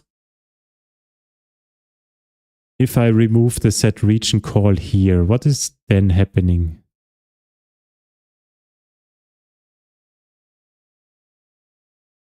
An animation is then still played? What the hell? That's impossible. Oh, I'm in the wrong method. I am an idiot. Oh my god, I am a super huge idiot. We need to be here. Up there. Ha ha ha. Oh god. I was in the wrong method the entire time. Still, if I don't have the... Where did we call the flip stuff now? Okay. So we flip here. So my initial thought process is correct. So obviously set region resets the flip information. And now, now we have it. One moment, I will answer your question, Russian guy, in a moment. So here we need the sprites. We get the flip information and also the flip Y information if we ever need that in the future. Then we set the region and finally we need to flip again correctly. I think that should now work, right? That does not work. Maybe just flip? No. Why is that still not working? Didn't we just fix it when I set it here to true? Yes, now they are flipped. Then, okay. Okay, that one, of course, also breaks the flip information. So we need that 2 times, once here and once here. That is quite bad. So we don't want to copy and paste that. We will have something like sprite update region, which takes the region itself. And what we need to do then in here is actually that stuff up here.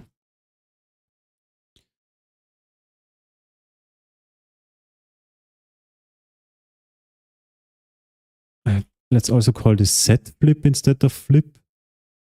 And set region is then this one here, the one that we pass in. And finally, we can now call here instead of set region, update region, here also update region.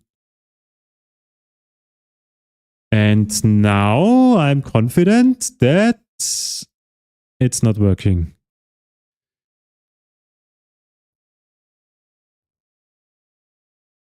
And now I'm confident that it's still not working. Why is it not working? I hate it.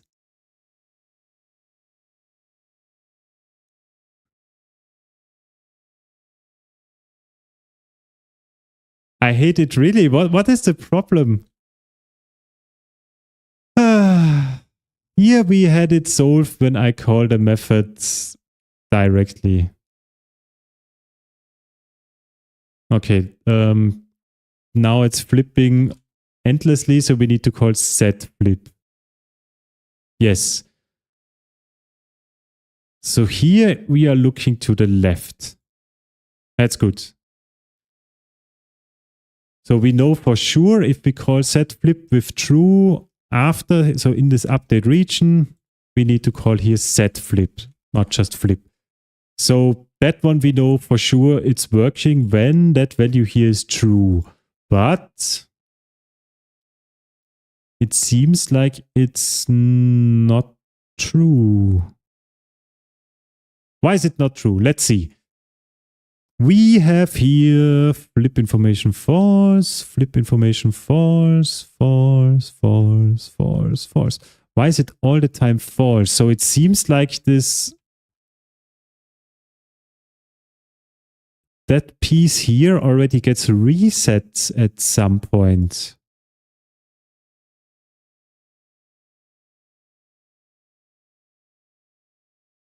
That's weird. Let's make a breakpoint here.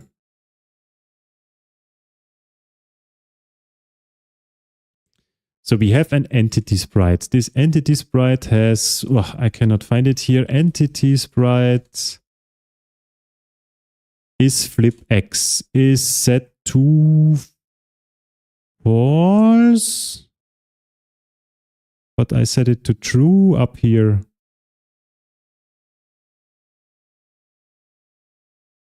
Huh?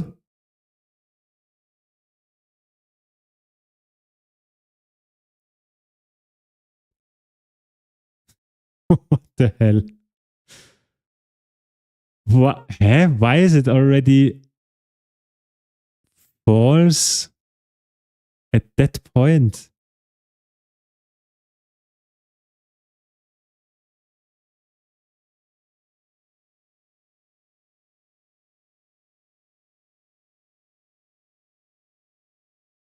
I don't get that at all.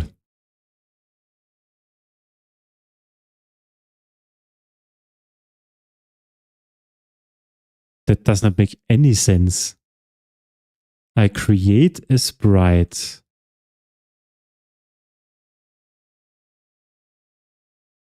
And I flipped it.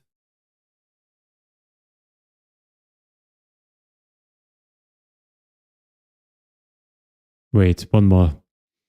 So here I set x is true. So it says perform x true. And it did something directly with the vertices. What is the is flip x returning if u greater equals u2? Aha. which is not the case because, okay, wow. Because we did not set a texture region here yet. So this is an empty sprite and you cannot flip an empty sprite. A sprite with an empty sprite, a sprite without a texture. That's interesting. I didn't know that. Which means when we set here the region directly from the beginning, does it work now? Yes. Now it's working. Okay. That is really interesting. I didn't know about that. That also means if we have now our normal game, when we move to the right, we are good. When we move to the left, we are not flipping yet because we did not add this logic.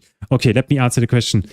First of all, what about Unity or Godot? I talked about that already multiple times. I don't want to repeat that once more. In short, in LibGDX, I can do whatever I want. In Unity and Godot, I'm forced to use their workflow. If you're interested in more details, then please check out the previous stream. Then, can you walk through how you're rendering your graphics? Also, how are you creating them whenever you get the chance? So that one I can do now, and we can also fix something. First of all, how are we creating them? So we have, maybe from the beginning, we have an assets folder with the different sprites or the different textures of our player. Then we pack all of these textures together in one bigger one, a so-called texture atlas. There I use the GDX texture packer UI for that, where I select the folder and then it packs everything together, which has the benefits that when we draw different frames here in OpenGL in the background, it just needs to bind one single texture, which is that one. And texture binding is an expensive call in the background, so you should try to reduce that as much as possible. So ideally, you have all your graphics in one single texture. This is, of course, not possible, but you should try to aim for a low amount of draw calls. In our case, it's currently one texture for the game objects and then one texture for the map itself, so for the background and foreground stuff. And that's the reason why we see here at the top bindings free, because we have one texture binding to draw the background of the map. Then we have the texture binding to draw our player, and then another texture binding to draw the foreground of our map. And 3 is a very, very low number, which is good enough and quite efficient, I would say. Then we have a so-called spawn system. And there, when we create a sprite, and let me check here something. Yes. So we create an entity. An entity has a graphic component which is related to a so-called sprite.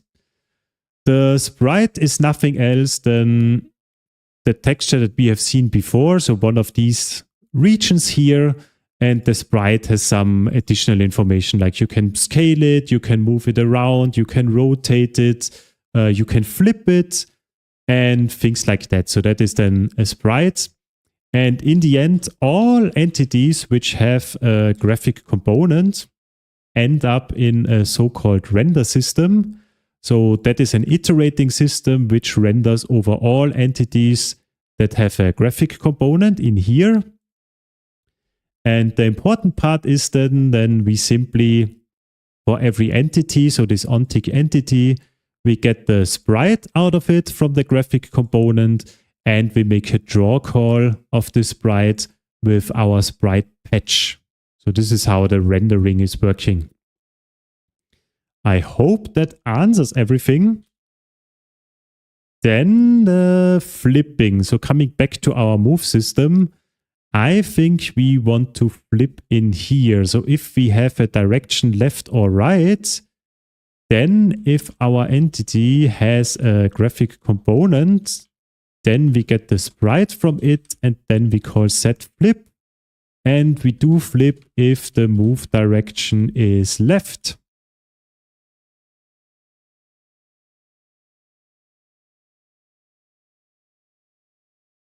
Let's see. Yes, finally. So moving right, we look to the right. Moving left, we look to the left.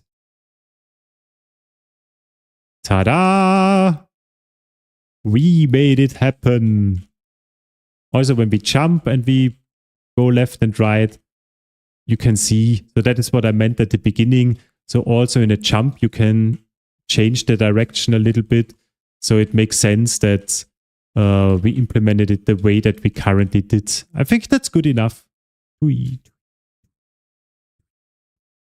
Feels actually, so the double jump feels quite good. The controls are not that bad, to be honest, currently.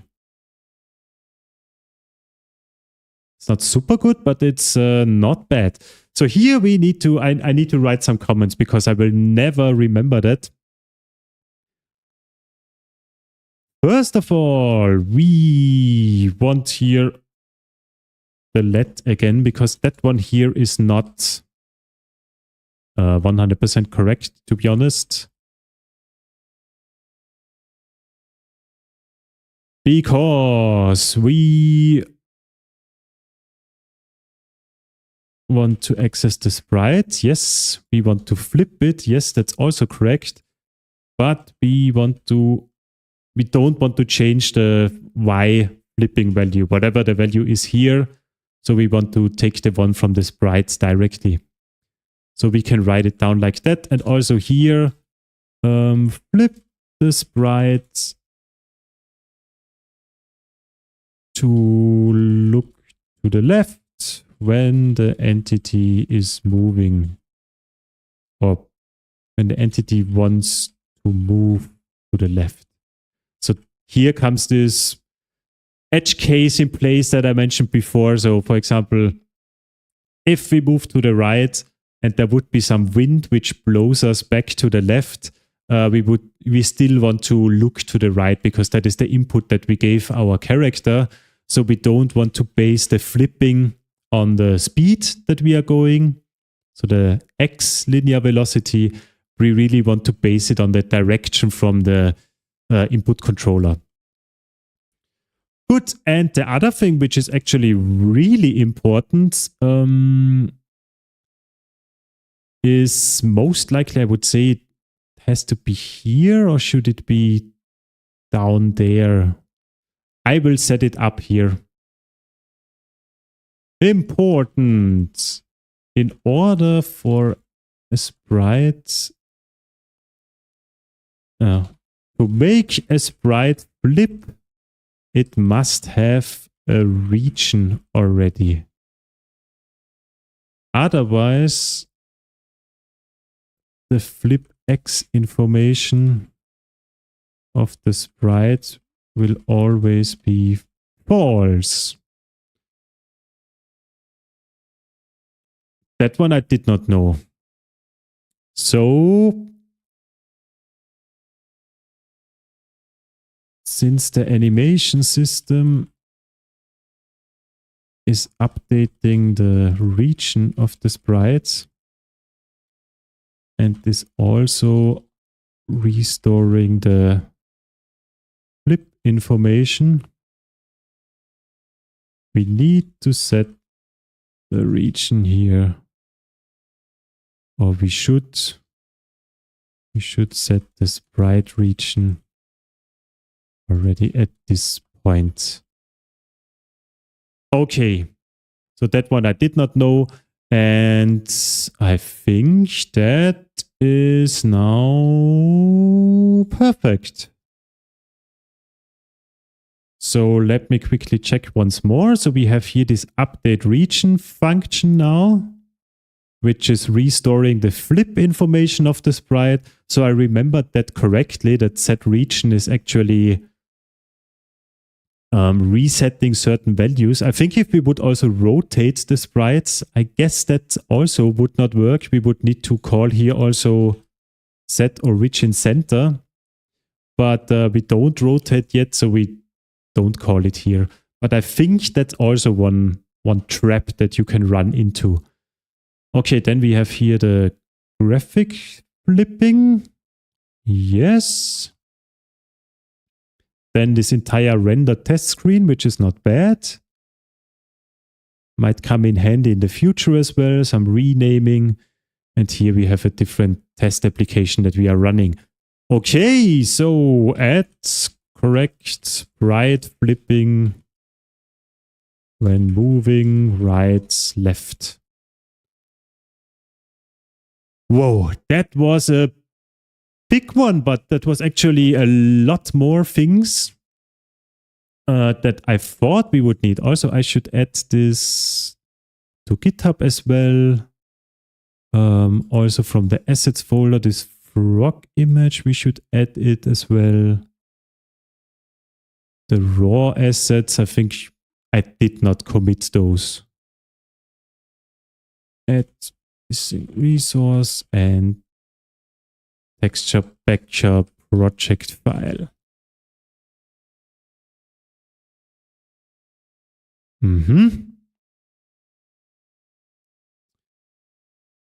Yeah, so because initially when I just think of animation, I thought of what we did like 1 hour ago. So just add the animation and set it correctly on the sprite. But we already went the extra step, which is anyway needed in the future, which was also the state management stuff. What I did not check, I'm pretty sure you don't need that, but just to be sure, do you need to dispose a state machine? No. Okay, good. So we did not forget to call here anything weirdly. So we have animations now available. That's done. Optimize jumping. So that what I mentioned, we will move it to the last day. For now, I want to move forward with other features first. So that one, and stop player from slowly falling down an edge, increase mass. Yeah, so those two things, they will be part on some other day. I want to move forward with other things before. What I want to do today, since we have a little bit of time still before I will shut down, is the camera system, so that we can then also create bigger maps and the camera is following us. And the other thing, we will fix the assets class with so this loading and unloading, because what is actually wrong at the moment, just to tell you that, when we access the texture atlas, like we do it 2 or 3 times already, so in the spawn system, also in the animation system, as you see here, we are getting the texture atlas asset like that. But what is actually happening in the background is that we are loading it twice, which would also mean if we unload it, it does not get freed up from our resources, because there are 2 reference counters to it, because we loaded it twice.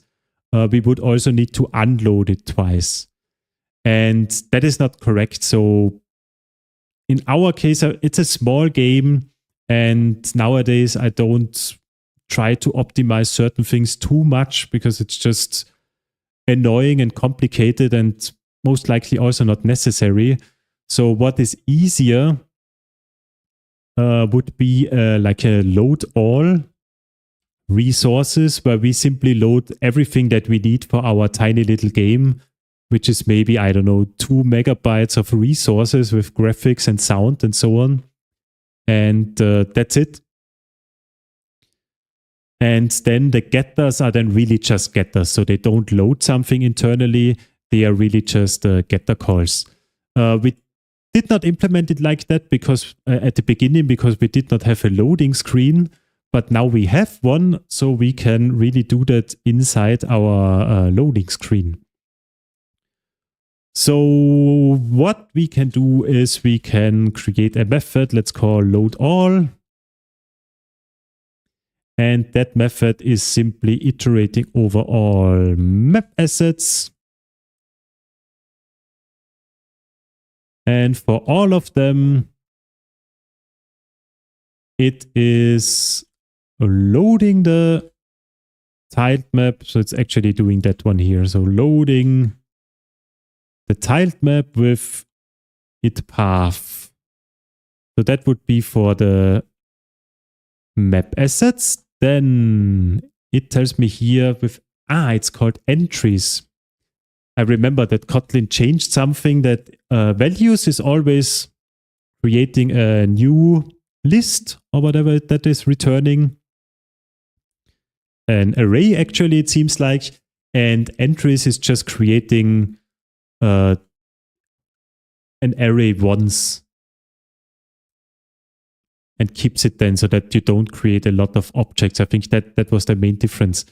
Okay, so we have map assets. Then we also need the texture atlas. So there we load then, of course, a texture atlas. And in the end, we want to call this finish loading. And in here, we just have the get calls then. Which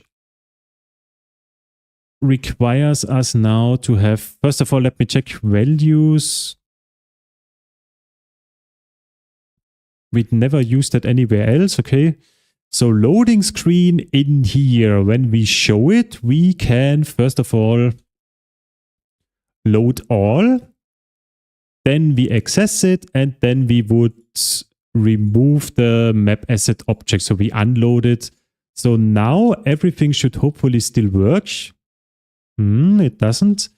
Asset not loaded. Graphics, game object, atlas. Photo.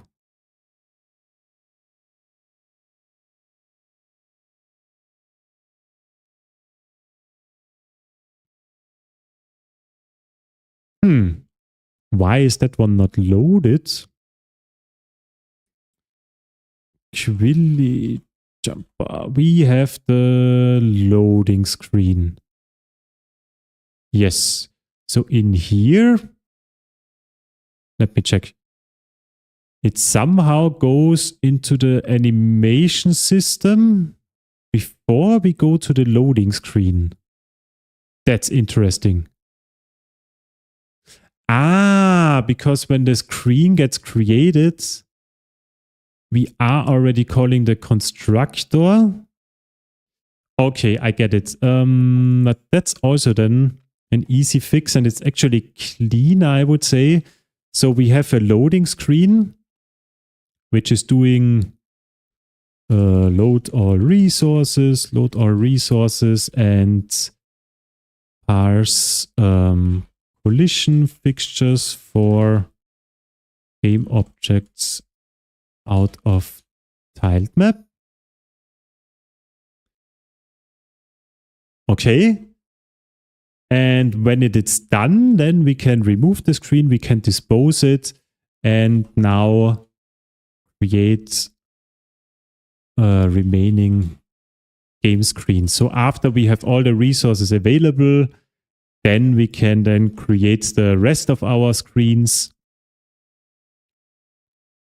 And yeah, I think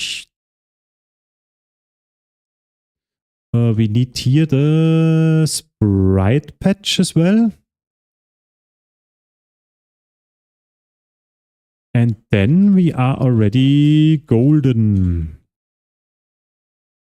Okay, and going back to the game class, here we need to pass the patch as well.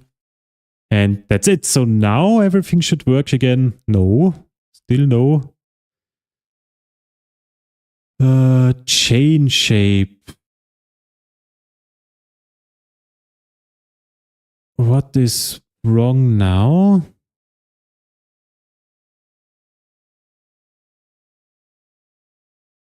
Huh? Why does the parsing now not work?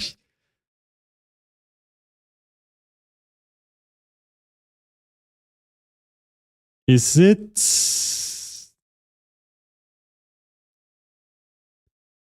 We are loading the assets. We have access to it here. I could imagine. So tiled map is loaded. Yes.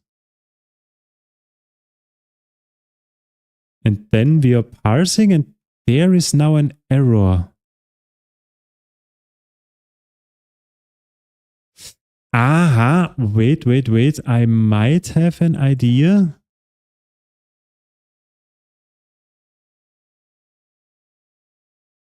I think the physics world just gets created in the game screen. Also, haha, wait.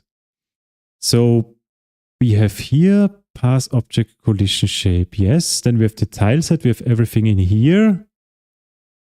Blah, blah, blah. And somewhere, where are we actually creating things? Fixture definition off. Yes.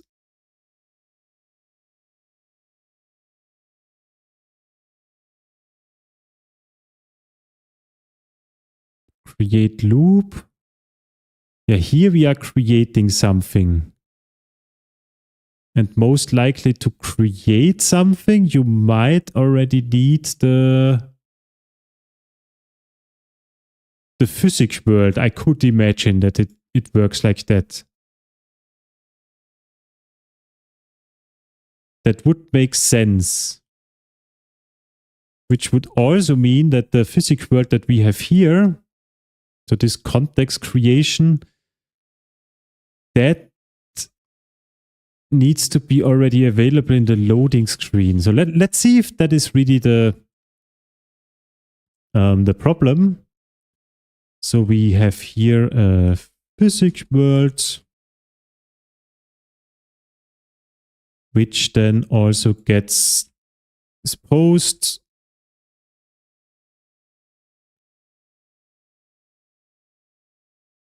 Let's see if that solves the issue. That's the only thing that I could... yeah, that's actually really solving the issue. That's interesting. We need to create a physics world to parse the entity collision objects, which are creating fixture definitions via create loop, create chain, etc. methods. Okay, so not 100% sure, but since that fixes it, I somehow think that when you create the box2D world, that somehow starts up some, is it JNDI? Not sure. Anyway, this wrapper to call some C or C++ code between Java and, yeah, between Java to call C and C++ code out of Java. And if that context is not available, then these shape creations or these box2D fixture definitions, they fail. Let me quickly go back. So when we comment that out, then we had the error before, and the error was actually unsatisfied link error with chain shape, new chain shape, blah, blah, blah. So for whatever reason, I guess there is something not linked properly if you don't create a physics world. So that's why we need to create one before we can create those fixture definitions. Okay, so now everything looks good. Everything is still working. And the difference is, though, we fixed something or we optimized something. Because our assets now, they are no longer loading all the time when we are getting something. That one got now fixed. The loading screen got optimized or changed a little bit. And our game just starts now with the loading screen, and that's it. So we refactor assets loading. Let's call it like that. So that was a small thing, something interesting with the Box2D context, to be fair. Didn't know about that. But anyway, good. We have that solved. And the last thing now, which is hopefully something easy, is the camera system. So that the camera is then following our player. And for that, I think we can use a tag and call that camera lock maybe, or camera focus, something like that. And the only thing that we need now is a camera system.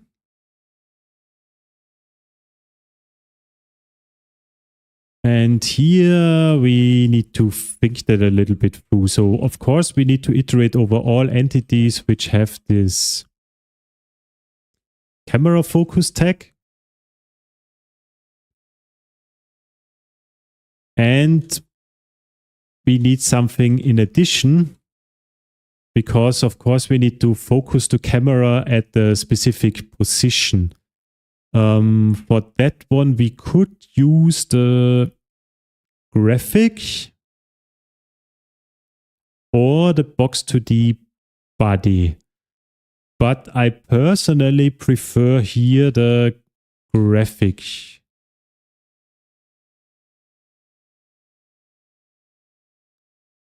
The reason is that the Box2D body,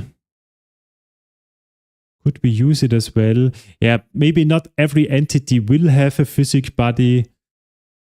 So it might be just easier to link it to the graphic. I think that's better. Yeah, and this system, that one does not require a lot. So it basically just needs the camera, which we can inject because we have that already linked. And the only thing is then camera set and not set. How's that called? Look at? No, it's not look at. Isn't it position? Okay, position and then set. And to which value do we need to set it? So we have an entity, we have a graphic, and we can destruct the sprite out of it. And here we get the sprite X and the sprite Y. And the set value of 0 sets the vector to the given components. I'm not sure if that centers it already, but let's see. Maybe we need to set the position to the center of the sprite, but not 100% sure. Let's see. I think that is something that is not too difficult to find out. The important thing is that we update the camera before the render system, because in here we have this game viewport apply. And that one internally, if I remember correctly, is calling this camera update function. So if we change the position of the camera, then in here, it gets updated correctly. We could, of course, also, is there actually camera use? No, but we could also make the update call here as well. Then it's just getting called twice, but I think it should not make a big difference. So let's see, where is our camera now going? Obviously, nowhere. Because we did not tag our player yet. So spawn system. I think there is actually a method that I can do it like this, right? I think that should work. Yes, looks good. So finally, our camera is moving the player. The only thing is now, first of all, it should not go outside of the map itself. So there should be there should be something that it does not go smaller than 0, I could imagine. And the other thing, I'm not sure if we are really centered correctly. And also, we cannot actually use the right position, or can we? We would actually need the interpolated position. And where do we set that? We have that. No, we have that on the sprite, so that's good. We just need to make sure that one more thing, that the camera system is called after the physics system, which is correct. What is a little bit weird, I see those shapes a little bit duplicated now. I think you as well. Not sure why that is the case. But first of all, I think since we don't have any issues with Box2D anymore, we can disable the physics render debug system for now. Then it looks also a little bit better now. And yeah, the position, I think currently we are focusing the camera here, so the bottom left of our character. But actually we want to focus most likely at the center of the sprite. I think that is the better approach. So what we need here is also the sprite width, half of it, and we also need the height, half of it, and then we can just add that here.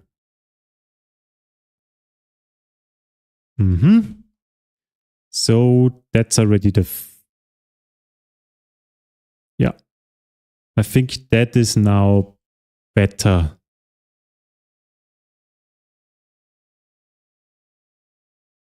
It's quite cool that we can currently jump in mid-air and move around this little island. That's funny.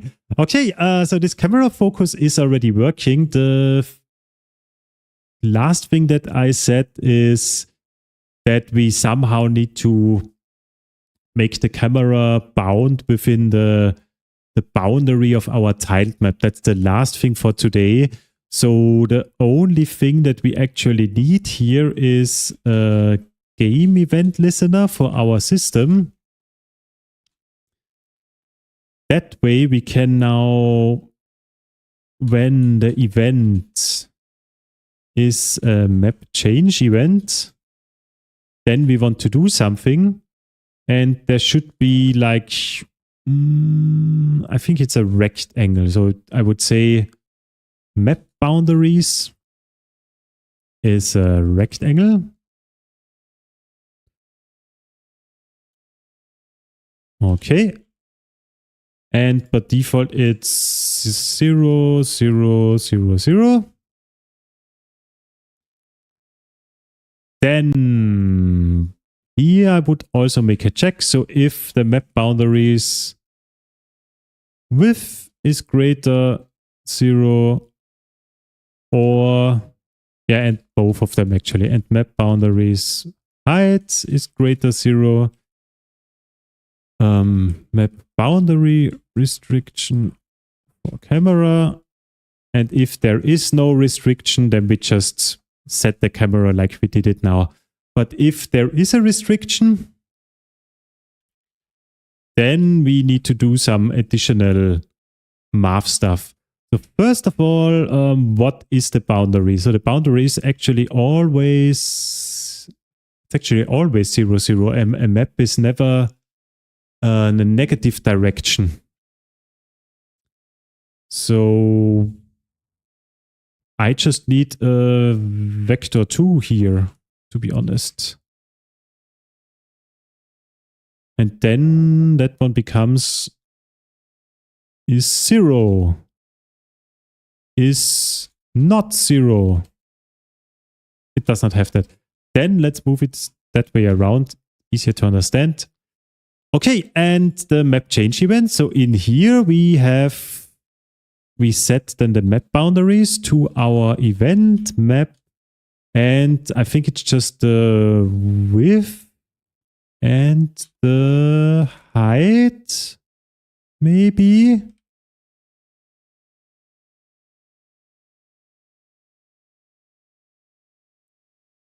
I think that should be already it. So the width would be in our case 10 currently. The height would be 10. And yeah, so let me think. So here we focus it on the sprite itself. So the sprite is always, it always has a positive value, but the position, let me think, position minus the viewport width, half of the viewport width. Let me paint that up. So what we want, let's imagine we have a camera which has like this area, and we have a game world which is like this area. Okay. So our camera can, of course, move around. And when it goes to the left here, we want to restrict it that it cannot go outside of this boundary. So the smallest value should be 0. And the biggest one is the map width, for example. And the camera is working that way that it has a center.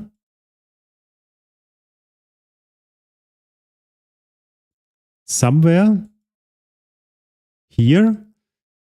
And this is currently what we are setting. So that's why when we set this position to the mid of our sprite, that's why the camera is then centered around the sprite. That's the reason. And when we are now setting the position, we cannot check if the position is less than 0 because that's not correct. If the position would be 0, you see half of the viewport of this camera would be outside. We actually need to check that the position minus the viewport width, or half of the viewport width, or camera width, whatever we want to call that, that one needs to be greater than 0. And on the right side, the position plus half of this camera width must be smaller than the value that we have here. If it is smaller, then we need to set the position simply to half of the width. And if it is greater, we need to set it to the boundary value that we have minus half of the camera width. That should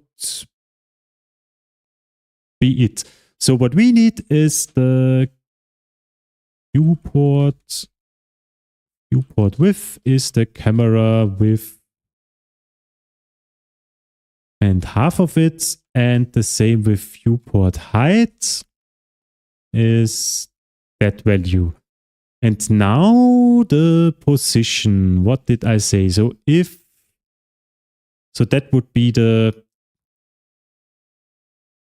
is anyway always the new camera position. We can store that new cam x is equal to sprite x and that one. And the new cam y is the sprite y plus the height. I should have extracted that so that I don't need to replace it here, but whatever. And also, I think those are currently integers, so they should be converted to floats, maybe. Is that the problem? Ah, I gave it the wrong namings. Okay, so that one is useless. That one is also useless. Okay, so what did I say? So if the new cam x is smaller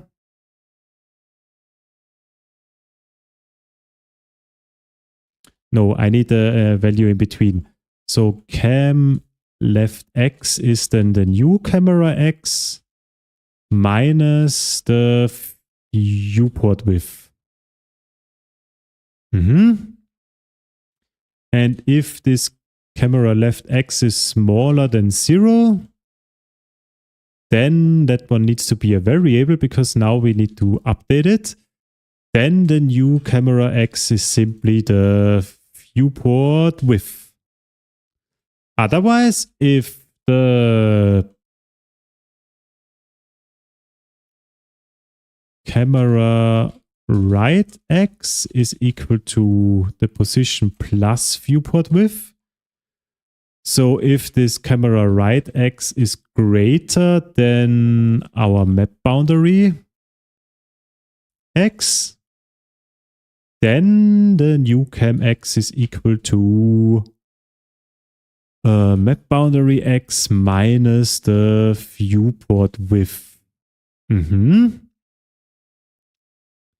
And basically, we at the end of this function, we just want to set the values. So we just have the special case if there are some map boundaries. Okay, so that one we can also remove. Good. The other thing would be, so that one can also be simplified. So we can have new cam x and coerts here. So the minimum value is viewport width and the maximum value is that one.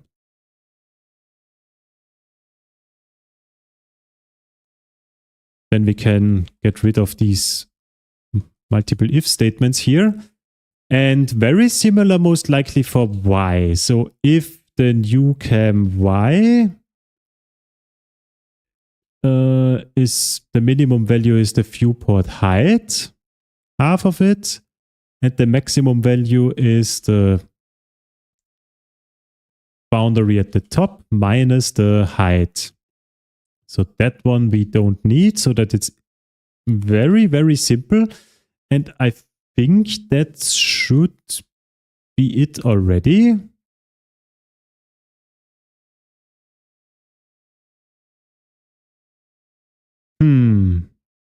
Let's try it out. It's crashing because cannot call its value to an empty range. Maximum is 2 and that is less than the minimum of 8. Aha. Yeah, because we have actually a special case here. So that our map here is smaller than the viewport of our camera. So we would say like this. So the left side is our camera is 16 world units. So half of it would be 8. So the minimum would be 8. But the maximum is that one here. And we need to go down minus 8. So it would be 2. We could swap the values. But what happens even if the map is then smaller than that? Let's say it's just 4. So 4 times 4. So our viewport of the camera is 8. So we cannot move it to the left or right. Then everything is just like here. I mean, that's edge cases, of course. But still, most likely, if the map is too small, then we don't want to set a maximum restriction because that's simply not possible. To still have the left side or bottom side restriction, that one, for me at least, makes sense. So what we can do here, so those values make sense. But here we take the maximum value, I would say. So maximum of viewport height or the boundary. Correct? And here it's also maximum value of viewport height. And here at the top, it's actually viewport width. I think that should work. Let's see. Okay, so we have now everything. We cannot go.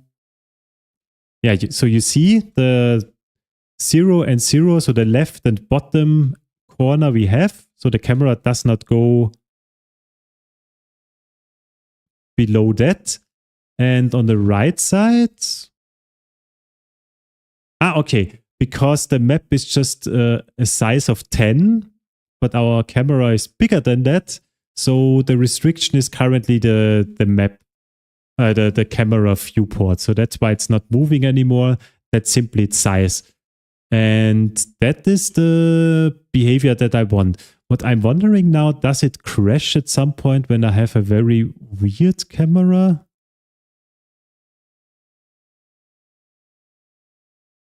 Are there any values where it gets really strange?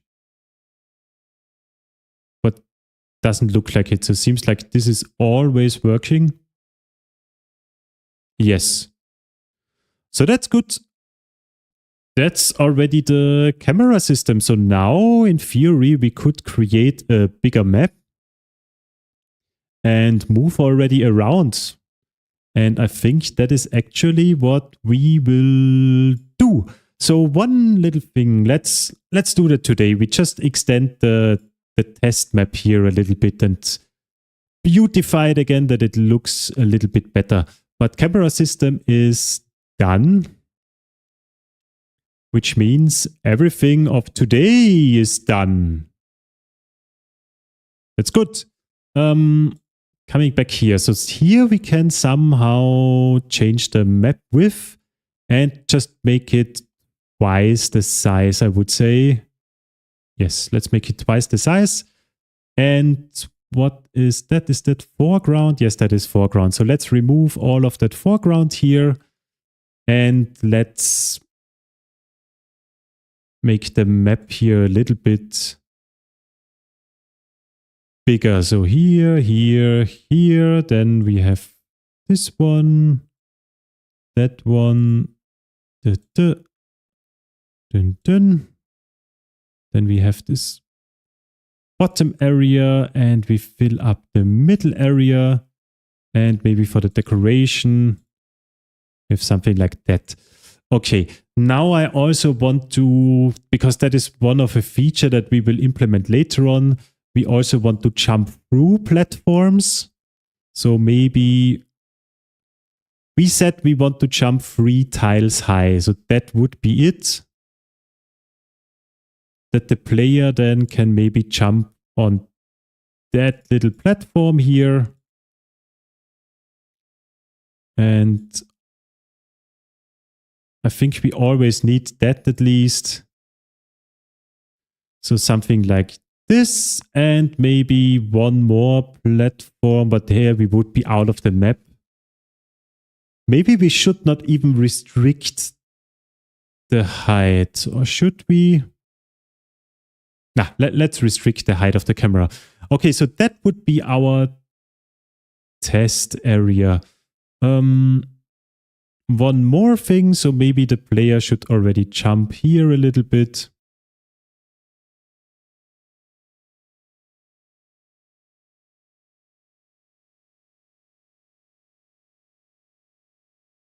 So here he will he hit his head here? Yes. Do we want that? Should he maybe just be able to run through it because he can also jump through this platform?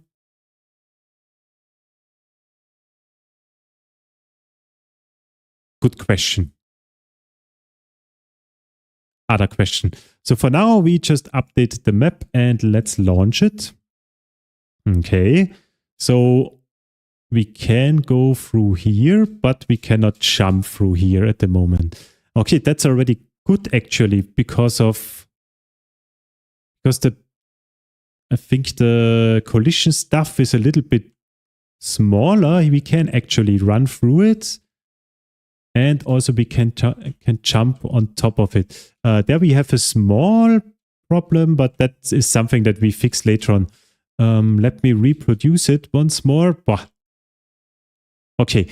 When I press right and I'm on a wall, currently we can stick to that wall. Could be a behavior that you want, but I don't want it. And the reason is that I think it's the friction in English, I could imagine, is friction Reibung. I hope so. Our fixtures currently, they have a friction of, I guess, 1. And the ground also has a friction of 1, which means when they are moving towards each other, then they are just sticking to each other. When we set then the friction to 0, then that is no longer possible. Then the player will not stick to walls and will always fall down. Yeah, but I'm honest with you, try it out yourself, but the controls do not feel that bad. So the acceleration is a little bit garbage because it's too slow to start with. I think most likely the character should have some minimum movement speed when we start moving, but the jumping actually, so the moving around here, that does not feel that bad. Also falling down is, at least with those platforms, it feels not so bad. I like it.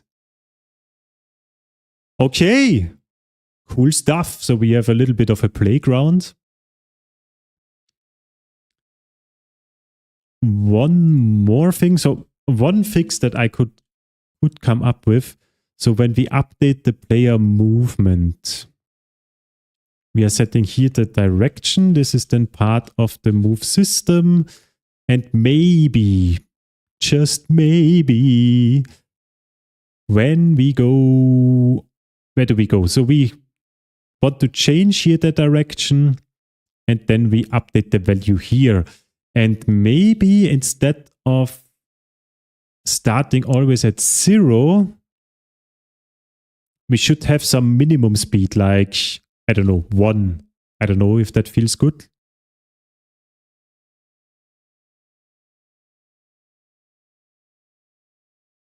Yeah, that feels better. I'm honest with you, that feels really better. I'm honest with you, that's most likely the best platformer game that you will ever play. The controls are... Mwah. Okay, no, but seriously, that feels good. We will keep it, and let's make that a constant in the system. Private const val min speed equals 1, so that we can easily change that in the future. Okay, great stuff. I'm happy with what we have achieved today.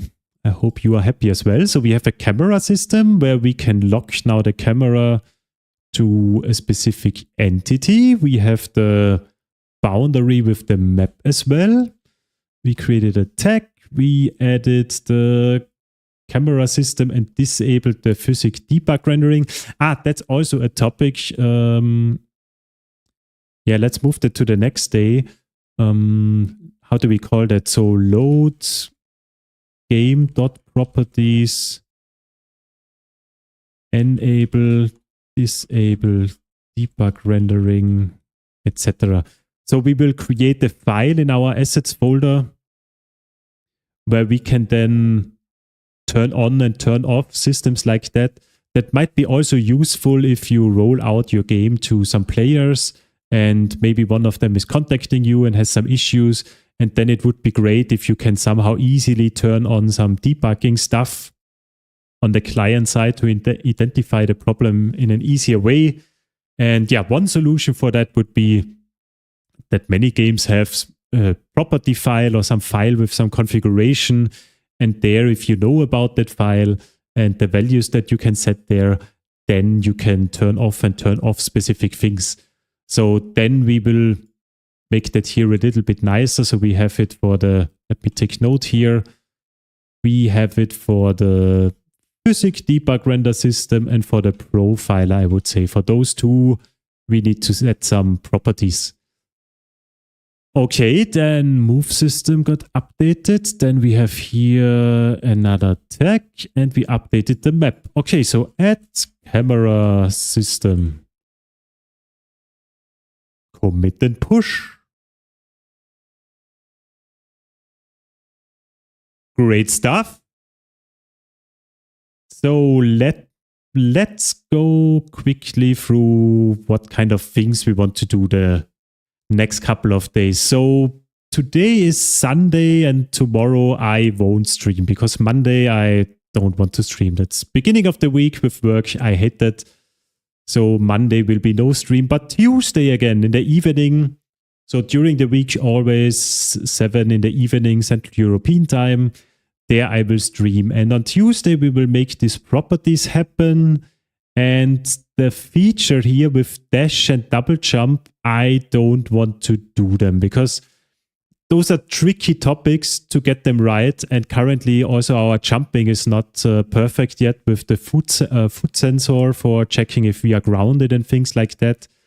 And it's a complicated topic for me. I'm not an expert there and I want to postpone these topics some more and add some other features before that. Yeah. One moment, someone is calling me. I'm back. I need to call this guy back. And then I will make the final statements and so that you're not left without any entertainment. You get some music again. But you get something else. What is no copyright songs that I want to... Is it Kumu? Yoshi Island? I don't know. This guy is making remixes of certain games from the past that I like a lot. So you get now a mix from him. Until I am back. 5 minutes or maybe 10. See you.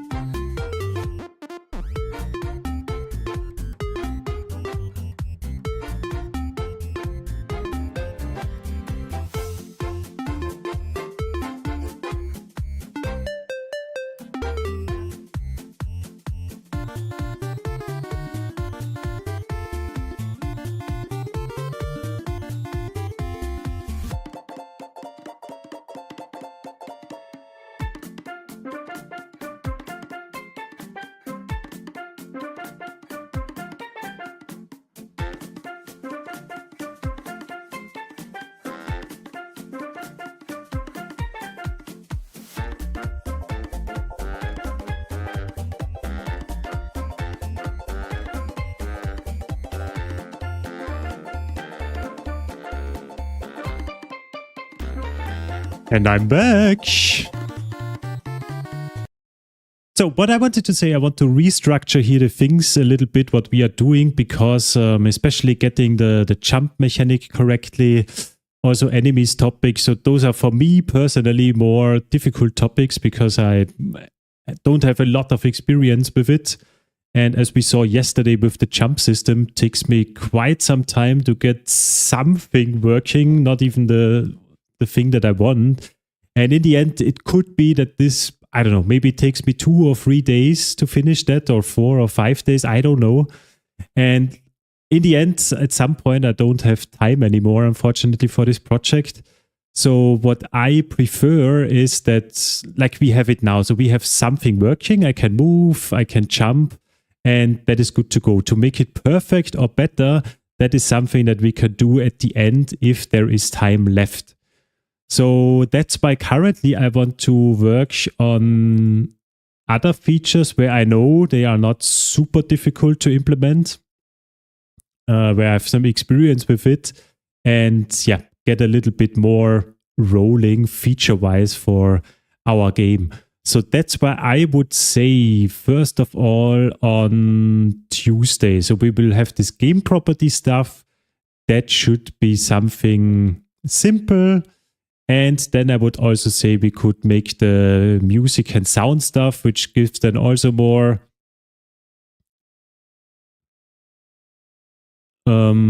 feeling to the game when we have that. So let's swap that around and move that to day 7. What else do we have? That one here. Yes, that one we can also do on Tuesday, because I think music and sound effect playing should not be that difficult. Game properties as well, and stop player from slowly falling down an edge and so on. That is the thing that I mentioned, that in the collision editor there, I want to update here this information a little bit, that the collision looks a little bit different on the player. And also we can give here some custom properties like restitution, friction, mass, and whatever. And there we will add some additional logic to make it simply better. Like the thing that I showed today, that we are sticking to walls when we are jumping against them, that this is no longer happening. That should be doable on Tuesday, which is good. Then let's see. A damage shader. That is something that I never did, but I did something already with shaders. And I have a video, I think, in the background where someone is showing that with Godot how to make a shader like that. So we might be able to implement that, but I'm just thinking, does that make sense if we cannot take damage at the moment to have a shader like that? I think that does not make sense. Maybe let's move that down here to day 9 and we move that stuff up here so that we start with a user interface. That one usually always takes a little bit more time. But I want to try out this, I think it's called Scene Manager, and want to see if that is something cool that we can use then also in future games and gives us an easier start with creating user interfaces. And I think, what did I do now? Let me swap those days also around. So that would be day 5 where we have the user interface. And day 6 would be something with enemies. Okay, let's see. What else do we have? The boss fight, the safe load system, the pathfinding.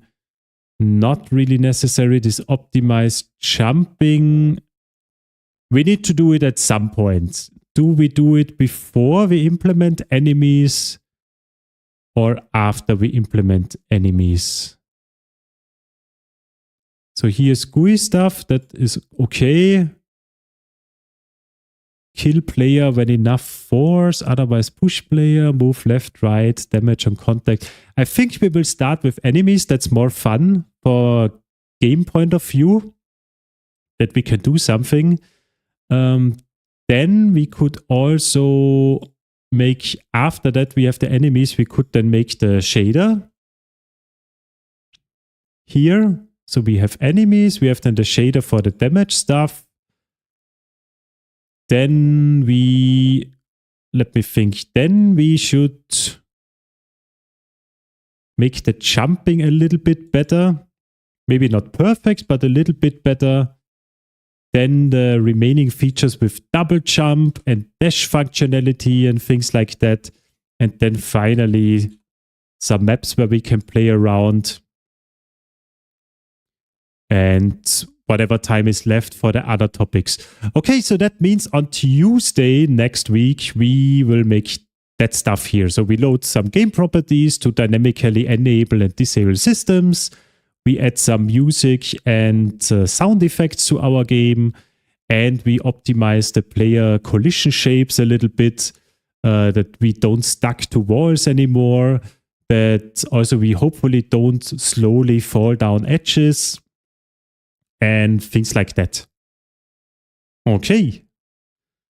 If I'm not going to build cross-platform, just a simple Android game, can I just import the necessary libs as dependencies and code directly using Java?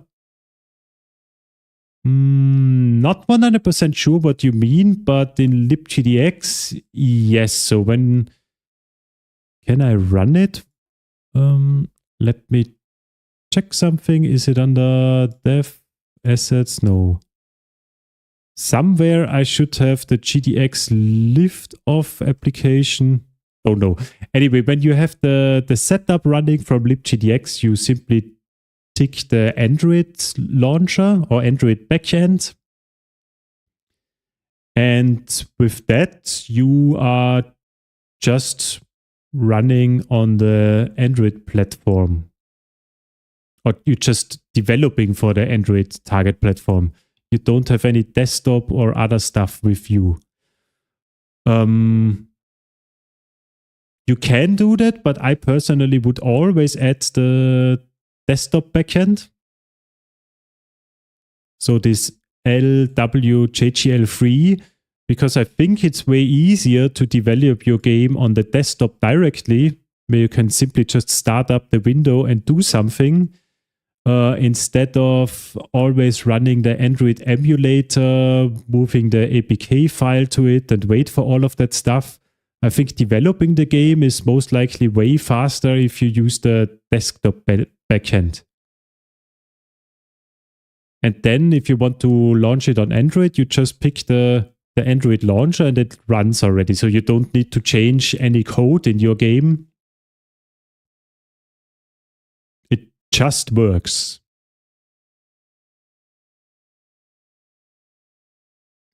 Hope that helps. Okay, the last thing, what we did not do, and you might not care, but I want to see it. We had some GitHub actions. Okay, perfect. I wanted to see if everything is triggering correctly. So whenever we make a commit, this workflow is running and we did not break any tests. So all the tests are still working, which is good. Yes, but if I use the generator, it generates the core module. I want to code everything in the Android module. Why would you do that, or why do you want that? The reason for the core module is that it's independent of the platform-specific code and that it can be used for multiple platforms. So later on, if you maybe want to run your game in the browser, you just add a browser platform to it, a launcher. That one calls the core project, and then everything is still working and running. Why do you want to have everything in the Android folder? If you want to do that, of course, you can do it. There's nothing stopping you from it. The important part would be that the build Gradle file in the core project, which contains all the dependencies that you need for development, you would need to move that to your Android project.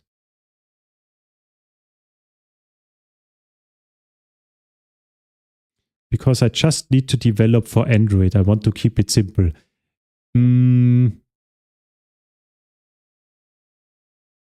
Why is it so difficult that you have a core folder and an Android folder? I think it's, so my recommendation would be to keep the project structure. It's cleaner and also gives you some benefits in the future.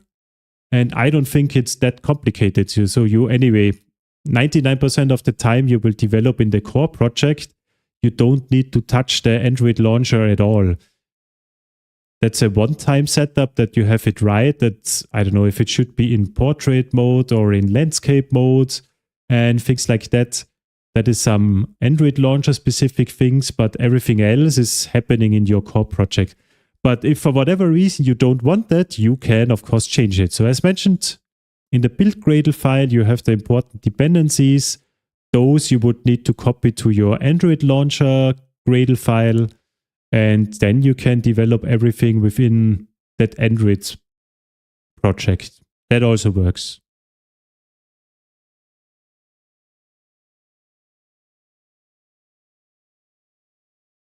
I hope you understood what I mean.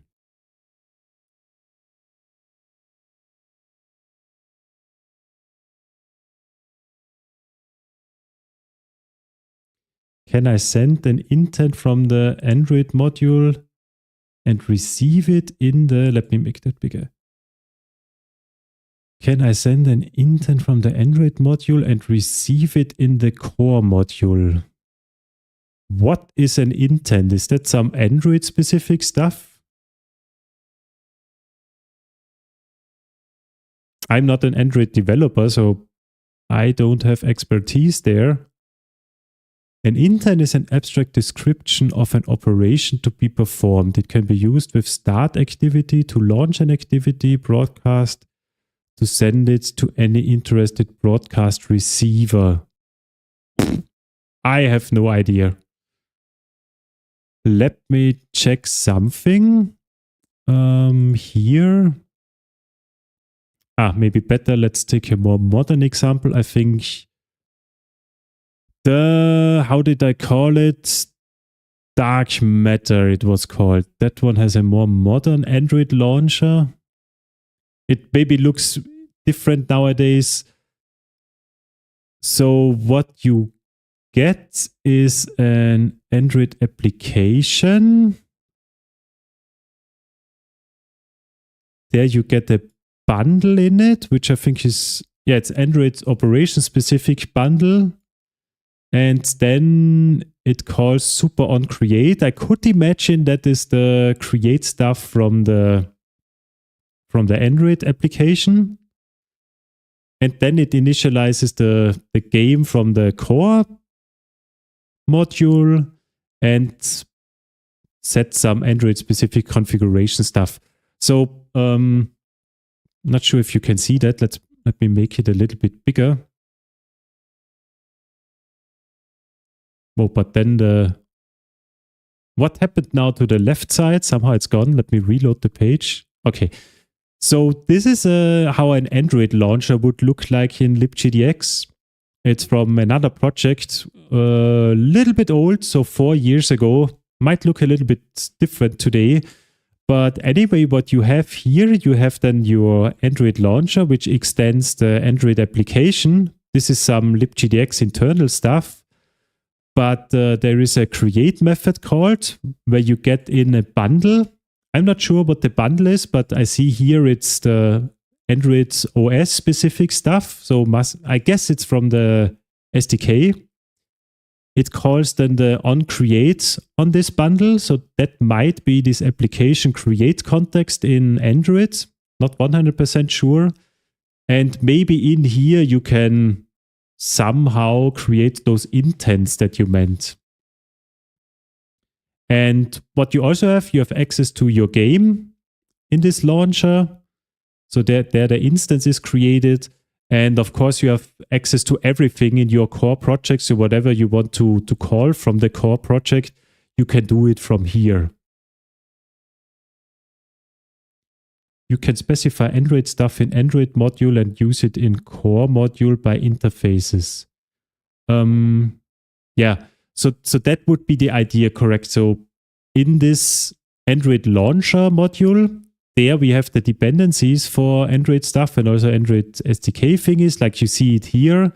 But the core project itself at least by default, does not know about Android. And I would also keep it like that. So I would try to avoid platform-specific stuff, to keep that outside of the core project, because the core project should not know if it's run on the desktop or Android or whatever. If you need such kind of information as Neftatni mentions, I would solve that via interfaces or other stuff. One thing that I implemented once is that I had I had on-screen controls for the Android backend, that you had a joystick and some buttons in the game. But if you're running on the desktop, I did not show these on-screen controls, because there you could use the keyboard. And the way I did it was that in the constructor of the game class, like here, I simply passed if it is the Android backend or if it's the native backend. So if it should simply show these on-screen controls or not. And I simply passed it then via the launcher. So the Android launcher passed here, show on-screen controls equals true. And the desktop application passed here, show on-screen controls false. That way, the core project still does not know about platform-specific stuff, but from the outside, I can control how the game behaves. I think that would be a clean solution, at least in my opinion. Good. Yeah, that's it for today. I will eat now something and then most likely watch some TV and go to bed. And hopefully see some of you on Tuesday again, where we will cover the topics here. So some music, sound stuff, some optimization with the collision shapes of the player, and this game property loading thingy. Have a nice rest of your Sunday and a good start into the next week. Wish you the best. Bye-bye.